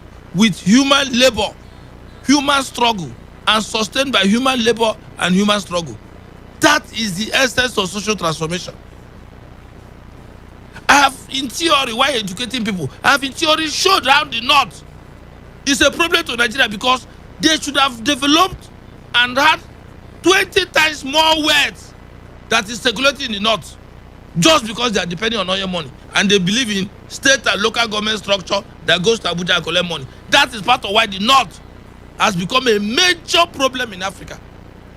Because Nigeria has become a problem in Africa because the North is a problem in Nigeria. Not because they should be, but because they have refused to get themselves enlightened. Are you not aware that it is Nigeria that is underdeveloping Africa? That once Nigeria changes, Ghana will change, Benin will change, just like America. But that this huge country called Nigeria has refused and is counter-developing and therefore has stalled the possibility of Africa developing. And if Africa does not develop, we will continue to be a laughing stock of the world. I have told people that politicians don't call me. They don't want to be educated. Are you sure that Governor Nyosewike knows who I am? If he knows, you say, I leave that professor. But you see, we cannot shy away. We cannot shy away from this battle. Hello. Hello. Hello, Prof. Yes, good morning. Morning, sir. This is Patrick. Patrick, welcome. One of your disciples, yes. Welcome. Sir, short, there's no, you're saying that you have the solution to the total problems in Nigeria. But the system, when certainly as it stands, can never allow people like you to come to a position to effect the necessary change. Starting from police. One, those who are thrown out there to be elected by the people come through political structure. As you and I know that most times we don't even. So if you bring two evils, we are only left with the option to choose the lesser evil because we don't even know them. Yes. So the political structure is a problem. One, two. I want to also say because, like you said, the problem in Nigeria is politics. Because if you have the right people in power, even the Bible said that in righteous rules, people rejoice. But when the wicked is on the throne, the people mourn. Yes. So we can't be wiser than God. That God's own stand will not be, it's not true. So also, I believe where Nigeria is and Africa by exception is where the powers that be in the world, the Europeans want us to be. Reasons why do I say that? We all know the role Obama, Cameron, and all those who have not played in bringing this government say to be. They knew quite well. They must have known his history, their history. They know because these people take time to research. They know, so they saw the way Nigeria was. Not trying to say Jonathan Pidgin was the best or the previous Pidgin was the best, but we never had it this bad. We never had it this divided. We never the nepotism of this government. We never had it. Not even military did it. Not even Babangida or Abacha did this kind of thing. So they know. Okay, they have never seen Obama made a statement. So it's where they want us to take Nigeria back, reverse direction, which they are happy with, so that the black race will be subservient to them. So I believe there's serious conspiracy to draw black race backward. We know we are all bad people, but it's where they want us to be.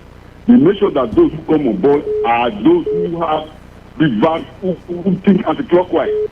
And so by that, nothing will work. That is what, so I believe that until we are able to go out of that kind of, we are able to get in those kind of influence from the West, those people who want us black, who want us down, we are going almost nowhere. Camptor of Thomas Sakara was doing well. They make sure he's done. Anytime a good leader rises in Africa, watch it. He will not last. The last one was this Tanzania president that is dead. So I believe two things, like I said now, the political structure, how the pro-op leadership, people want to choose, we will not have to be addressed. Then the influence of these Western powers have to also be, we must focus on that. Those are the only way we can move forward. Thank you very much. Thank you. Let me just say, hello. Okay, please, let me just say that instead of say one country or the other, understand the nature of your economy, my friends. The economy of this country, I started this program by saying it is consuming. It's a consumer economy. Coca-Cola sends so much out of Nigeria per minute. The same with all the multinationals that I don't need to list here. You see? So, as far as we are concerned today, our economy is dependent on whether they import crude or not. Our economy is dependent on whether we buy their vehicles or not. Our economy is dependent on so many things for which our market is crucial. Remember, the first reason why Europeans came to Africa was to look for market for their goods. It is one of the first reasons why they went on exploration. Until they discovered that we're actually capable of supplying raw labor. And they captured us, instigated intertribal wars, and took us to where we became slaves working in plantations. You know, I always tell my students, slaves produce free goods that help the economy of America and Europe. Why don't we become slaves and produce surplus for our own selves? Have I not said it yet? Create farms for ourselves. Have set targets. If you like, pay us. If you like, don't pay us. If you like, let us die where we are struggling. But let that organization of surplus take place. Mechanize agriculture. Let it come. It will not cost us anything to buy machines to farm. Send us. Let universities own farms. Let the police own farm. Let soldiers have farm. Let Today95 have farm. Everybody farm. Let the farms now have targets. That is one way of generating production. Because if you are not producing, you cannot counter America. Israel at a stage destroyed 1 billion eggs so that eggs will have value. It's on record, 1 billion eggs so that eggs will have value. How many billions can you destroy? How many millions can you destroy? Are you producing enough? What does it take to have birds all over Nigeria? Producing birds all over, we are still importing chicken. Because the politics is not favorable. That's what I've been laboring. It's not that in theory we cannot talk about how Nigeria can become like any other advanced country. In theory, I can tell you how Nigeria can become like Japan.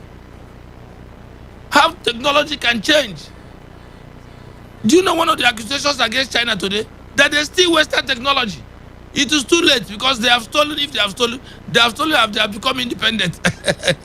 So how many can you steal? With which knowledge can you steal technology? With which knowledge? With which knowledge can you steal technology? We have problem. Oh. The problem we have is not me. Oh. The problem we have is all of us, including Buhari. So don't come here and call him Buhari. Buhari is part of the problem that Nigeria is a larger problem of. Yes. Hello. Yeah, brother. Good morning. Good morning. Yeah, we'll be calling from Patakot. Welcome. Yes, my dear brother, I'm always a regular caller to your program. Yes. Because when someone says something good, I really love that. There's some of Nigerians, don't even want to hear such a program on air. But my dear brother, I used to let me ask you there. If you really check your DNA, I'm sure that your DNA comes for those guys in the circle. Because the way he listens and the way he thought, my dear brother, is quite different with where he came from. Because I love the way he reasoned and the way he said it out. There's no way of saying this man is that or that. Because in the way he normally anchor your program, it looks like a man in a circle. I'm telling you the truth. Because your senses and whatever is quite different with your people. Because if you come on street and discuss about Nigeria, people will say this country bad, that's how to make it better. My dear brother, let's wait for God. Which God? Jesus is it on hold up? There will be times that Christ is coming, which by the very big lie. Instead of discussing ground, people will be telling you, don't worry, God will do it for us. 2023, come and vote. Vote have your PVC. All those kind of statements is nonsense to me. So what I'm saying is just carry on. We will be hearing, we'll be supporting through our cause, and by the special grace of God, we will make a move before God will answer our prayer. Thank you, and God bless. Thank you very much. Hello. Hello, good morning, sir. Good morning. I've been listening to your program. Name, sir. Name.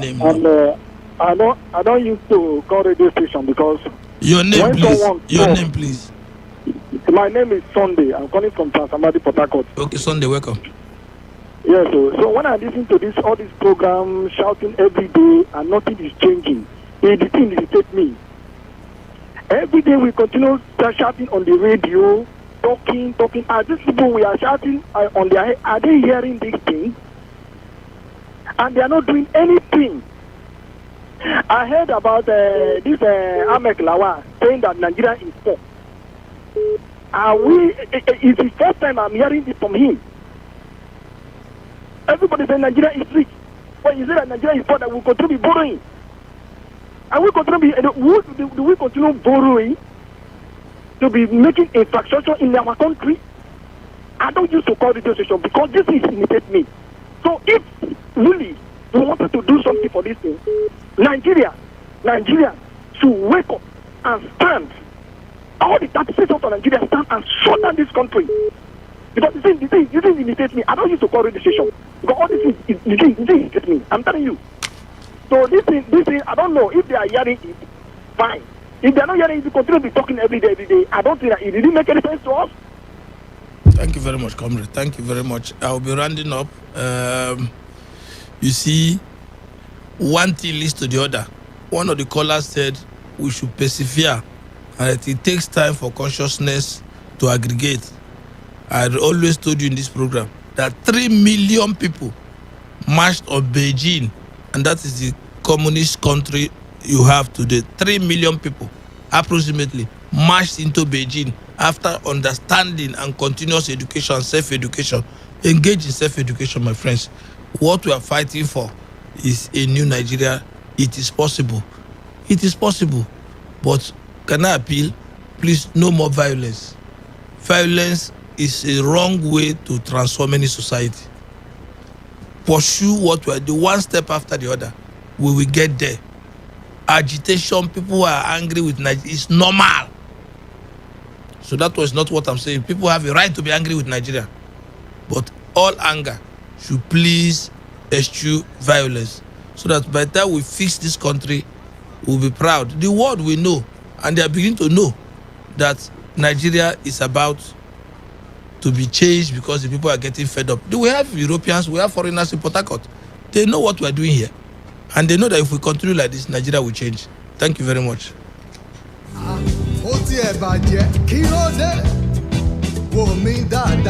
Anything for me. Stand back, jam, nothing for you. Ọmọ kí ló dé tí ò ní bàjẹ́, mama ṣe bẹ́ẹ̀, anything at all. Stand back, jam, nothing for you. Ọmọ.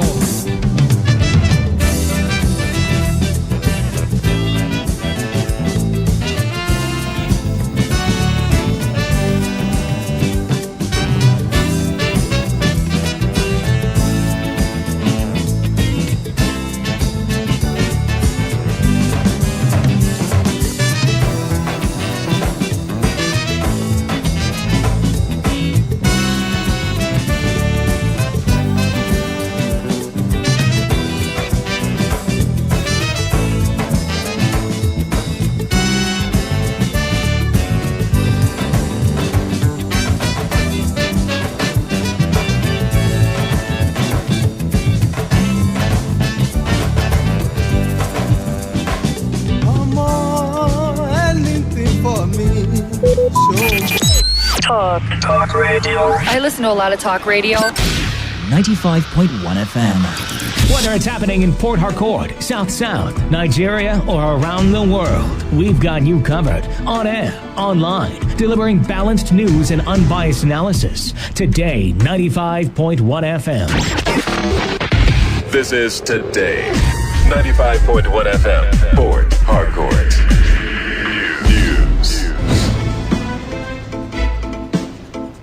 All right, good afternoon. This is the World News at noon on your premium talker radio today, 95.1 FM for Target. I am Kalada Karubatabo. Let's begin with the headlines.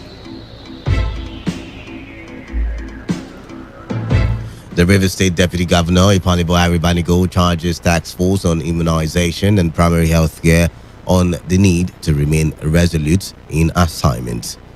A regent of Ekpeye ethnic nationality in Awuda River State advises newly sworn-in local government chairmen to carry their communities along. Department of State Services invites Kaduna-based cleric Sheikh Ahmed Gumi for questioning. And on the foreign scene, Australian city of Sydney goes into a 2-week lockdown after a rise in number of coronavirus cases. Stay tuned for the news in detail.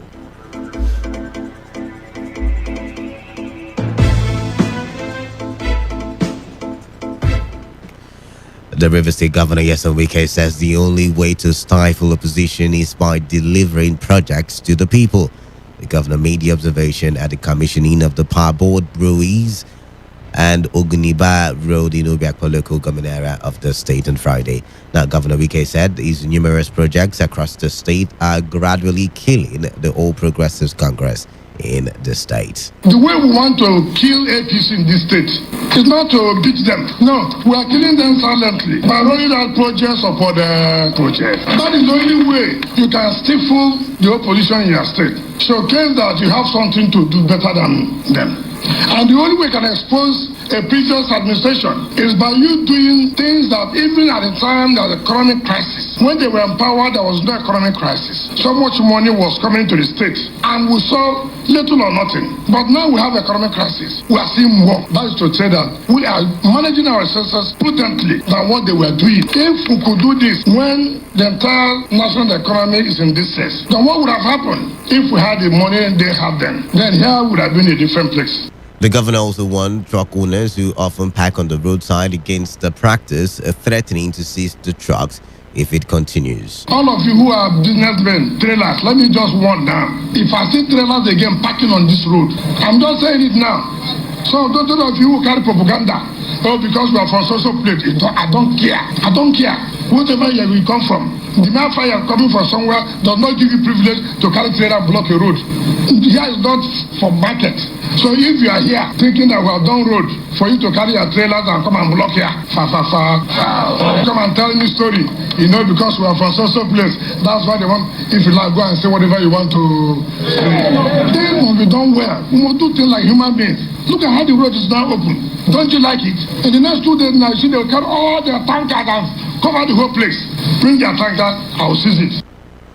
On his part, the former state president, Iyorchia Ayu, who commissioned the project, said Governor Wike has made the People's Democratic Party very proud. Those of us who initiated what is today the People's Democratic Party, and I want, for those who don't know, we were only 9 people. After years of military rule and very poor development, 9 of us met in Lagos under the leadership of Dr. Alex Ekweme, and we initiated what is today the People's Democratic Party. I think 6 of those 9 have gone to the great beyond. 3 of us are still alive. Myself, Sule Lamido, and Professor Jerry Gana. I think those who have gone to the great beyond will certainly be proud of Nyesom Wike's achievement. The River State Governor Nyesom Wike says the only way, minority groups in Nigeria must now come together to form the majority. Former Senate President Iyorchia Ayu made the call while speaking as the special guest of honor at the commissioning of the Parboard Brewery's Oginiba Road in Port Harcourt on Friday. Iyorchia, who encouraged minority groups in the country not to be afraid of the majority group, said with the unity, the minorities will be able to rule Nigeria in the coming years. I hope this relationship will be strengthened in other spheres so that at the end of the day, we will revive the special relationship that existed between your governor, Governor Okilo, and our late father, Apereku. Because we minorities must come together. We are actually in the majority. There's no reason to be afraid of anybody who calls himself a majority ethnic group in Nigeria. The real majorities are we, the minority nationalities. The problem is that we don't unite. Coming forward, we shall unite and make sure we rule this country effectively and give it the leadership it deserves. Rivers State Deputy Governor Ipalibo Aribanigo has urged members of the task force on immunization and primary health care not to let their guard down in the quest to eradicate vaccine-preventable diseases in the state. Aribanigo stated these at the second quarterly meeting of the Rivers State Task Force on Immunization and Primary Health Care at the Government House in Port Harcourt on Friday, insisting that the state will do all it can and will not relax its strategy. In a statement by the head of press unit, Uwupele Benibo, the deputy governor said what is needed is to be resilient in the face of COVID-19 in order not to experience resurgence. Harry Banigo, who is also the chairman of the Rivers State Task Force on Immunization and Primary Health Care, reiterated Governor Wike's commitment to continue to give the Rivers people the best in healthcare delivery. The Federal High Court sitting in Port Harcourt, Rivers State, has convicted and sentenced 2 persons identified as Ejike Chikamso and Ingbe Alec Ifeanyichukwu to 2 years imprisonment each for impersonation. Trial Judge Justice S.D. Pam convicted Alec Ifeanyichukwu after pleading guilty to 1 count separate charges following their arraignments by the Port Harcourt Zonal Office of the Economic and Financial Crimes Commission. According to the 2 separate charges, Ejike Chikamso had sometime in March 2020 in Port Harcourt fraudulently impersonated one Elvis Rodriguez with intent to take advantage of him. Ingbe Alex Ifeanyichukwu on his part had in January 2021 committed a felony to wit when he attempted to impersonate a unique identification feature of a white man to fraudulently gain advantage using a WhatsApp line. Justice Palm convicted and sentenced the defendants to 2 years imprisonment with an option of fine of 500,000 naira, and also ordered that the devices, including a technophone and a laptop used in committing the offense, be forfeited to the federal government of Nigeria. The judge further ordered that the convict should make a restitution of $200 to the victim. The People's Democratic Party and its candidate in Degima local government area, Michael John Williams, have opened their defense before the Rivers State Local Government Election Petition Tribunal sitting in Port Harcourt. Speaking from the witness box, the elected Degima Council Chairman in the April 17, 2021 local government election, Michael John Williams, maintained that the election held in all the 130 units of the 17 wards on April 17, 2021. John Williams, who has already been sworn in to office as the executive chairman of Degima, told the tribunal that he overwhelmingly won the election with over 21,000 votes. The three-man panel of the tribunal, led by Chief Magistrate Rita Ogugo, after listening to the witness, adjourned till Monday, June 28, 2021 for continuation of hearing. Today, FM Suchendu Ejawar reports that the tribunal also adjourned till Friday, July 2 to hear the preliminary objection raised by the PDP and its candidate Vincent Job in a suit filed by the candidate of the Action Democratic Congress ADC, Brighter Bali, for Ogba Egbema Indoni local government area. The regent of Ekpeye ethnic nationality, now the East and West local government area of Rivers State, His Majesty Felix Otuarikpo, has advised the newly sworn-in local government chairman to take a broader look into community affairs. Inye Udu Upata Felix, in an interview with Today FM Sandra Kenneth, made a case for community policies to be fully implemented by local government administration, adding that it is their duty to ensure an enabling environment for their people. Eze Felix also advised that the development should not be centered only at council headquarters. The two chairmen has their first tenure carried out some development programs for the people of Ekpeye land. And during the second tenure, I would want them to take a broader look into community affairs. The development should not center at local government headquarters. I would want them to extend their development to the communities. Communities are opened up. It gives opportunity for those engaging in micro and small businesses to expand their business and make profit. And that equally will lead to decongesting the city centers. Nobody envisages that government should provide all the jobs. The local government should create that enabling environment for entrepreneurs at the village level to operate and feed themselves without necessarily falling back on the government.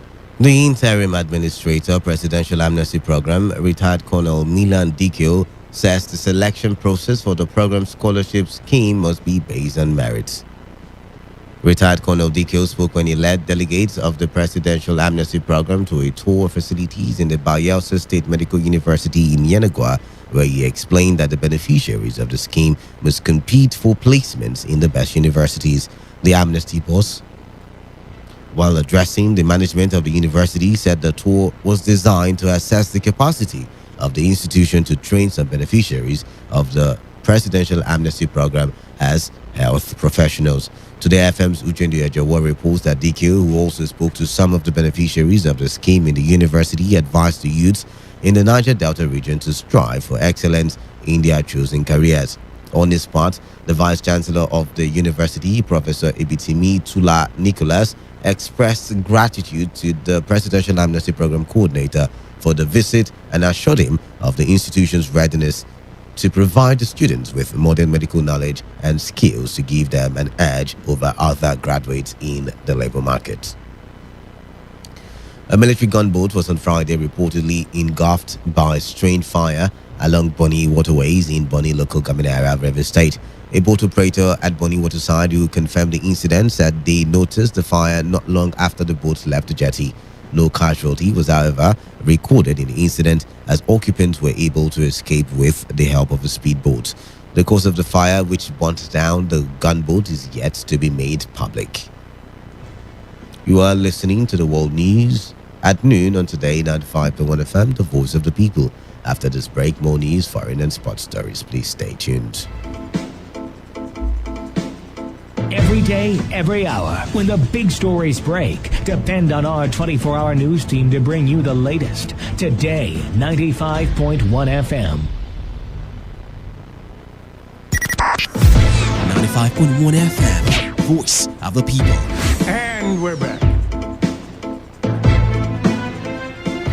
You're still listening to the World News at noon on Today 95.1 FM. Welcome back now to the rest of the bulletin. Some students of Crown Polytechnic in Ado-Ekiti have been arrested for the abduction of a fellow student, Akiode Akinyemi, and the collection of more than 2 million naira as ransom from the family members. Police spokesperson Sunday Abutu confirmed that the abduction took place on June 19, saying it was, however, not initially reported to the police. A gang of suspected kidnappers had reportedly sneaked into the hostel apartment of the victim, blindfolded him, and whisked him away to an unknown destination. After an exchange of phone calls between the suspects and the victim's parents, a total sum of 2.2 million naira was paid by the family members into 8 different bank accounts as provided by the suspects. But operatives of the Rapid Response Squad of the police successfully trailed and arrested the 14 suspects at different locations, out of which 10 were found to be students of the same polytechnic being attended by the victim. Bandits have abducted the vice chairman of Jabat local government area of Kaduna State, James Bijimi, and an unspecified number of travelers along the Kaduna-Kachia road. The incident comes 2 days after bandits killed the driver and kidnapped 33 other people in the Kachia metropolis. The Kaduna State Police Command, through its spokesperson, Mohammed Jalige, confirmed the incident but did not give the number of those that were abducted. He said security operatives recovered 3 vehicles apparently belonging to the abductees, while 1 person was injured. The Department of State Services says it has invited Kaduna-based cleric Sheikh Ahmed Gumi for questioning. The services spokesman Peter Afunaya, who revealed this to journalists on Friday, said it is not out of place for the service to invite any person of interest. Although the DSS did not confirm the rationale for the invitation, Sheikh Gumi, in a recent interview, alleged that some military operatives actively connive with bandits to wreak havoc on the country. Meanwhile, Sheikh Gumi has refuted the report that he was invited or questioned by the DSS. He said his actions are done with the knowledge of security agencies. I go there with full security, with the police, with the knowledge of the SS, with the government officials, with the traditional rulers, and with the Fulani leaders. I never went alone. So all along, I've been dealing with the government, and there is not any difference between us and the authority. The people should have their peace. The Federal Capital Development Authority, FCDA, has explained why it cannot immediately fix the National Assembly leaking roof or do a total rehabilitation of the complex, saying the contract for the project is currently undergoing procurement processes. Head Public Relations and Information at the FCDA, Richard Undul, who came up with this in a statement on Friday, however, blamed the leakage on blockages of drainages leading to seepage of water through expansion joints in the roof slab. The FCDA had come under intense scrutiny and condemnation in some quarters following the embarrassing situation midweek when senators abruptly suspended sitting after flood caused by rain affected the chamber.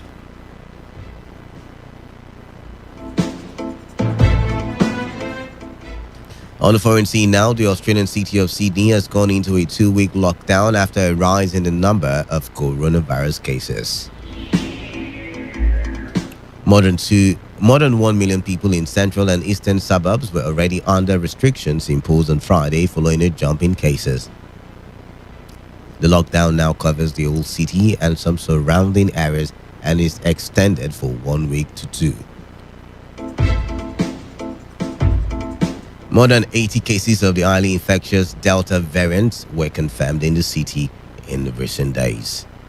In sports, the Russian Grand Prix is to move from Sochi to the Igora Drive circuit outside St. Petersburg from 2023. The Black Sea resort of Sochi, home to President Vladimir Putin's summer palace, has hosted the race since its inception in 2014. Putin was a major supporter of the Sochi event, but the decision has now been made to move it to a track close to one of Russia's most historic cities. An F1 statement said Igora Park was a hugely exciting location. The move comes with Putin's backing and because the track is versatile in terms of possible layouts and is close to a major destination city.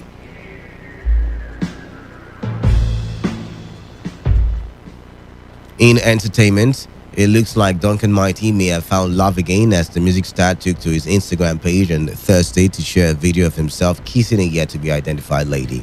It is not clear if the music star has officially called it quits with his estranged wife, Vivian. Recall that the singer accused his estranged wife of trying to kill him. He alleged that the mother of his children and her family tried to poison him for 2 years. The singer, popularly known as Port Harcourt Firstborn, also accused his estranged wife of cheating on him and revealed that their last child was not his. And that's how we end the news, but here is a summary of the major stories. Rivers State Deputy Governor Ipaliba Aribanigo has charged the task force on immunization and primary health care on the need to remain resolute in the assignment. The regent of Ekpe ethnic nationality in Awuda, Rivers State, has advised the newly sworn-in local government chairman to carry along their communities. You heard that the Department of State Services reveals it has invited the Kaduna-based cleric Sheikh Ahmad Gumi for questioning. On the foreign scene, we told you that the Australian city of Sydney has gone into a two-week lockdown after the rising number of coronavirus cases. That was the news as edited by Funaya Bema Induke. For comment and inquiries, please call 0818-389-2850 or send your emails to news@todayfmlive.com. Thank you for listening. I am Kalada Kurubatibor.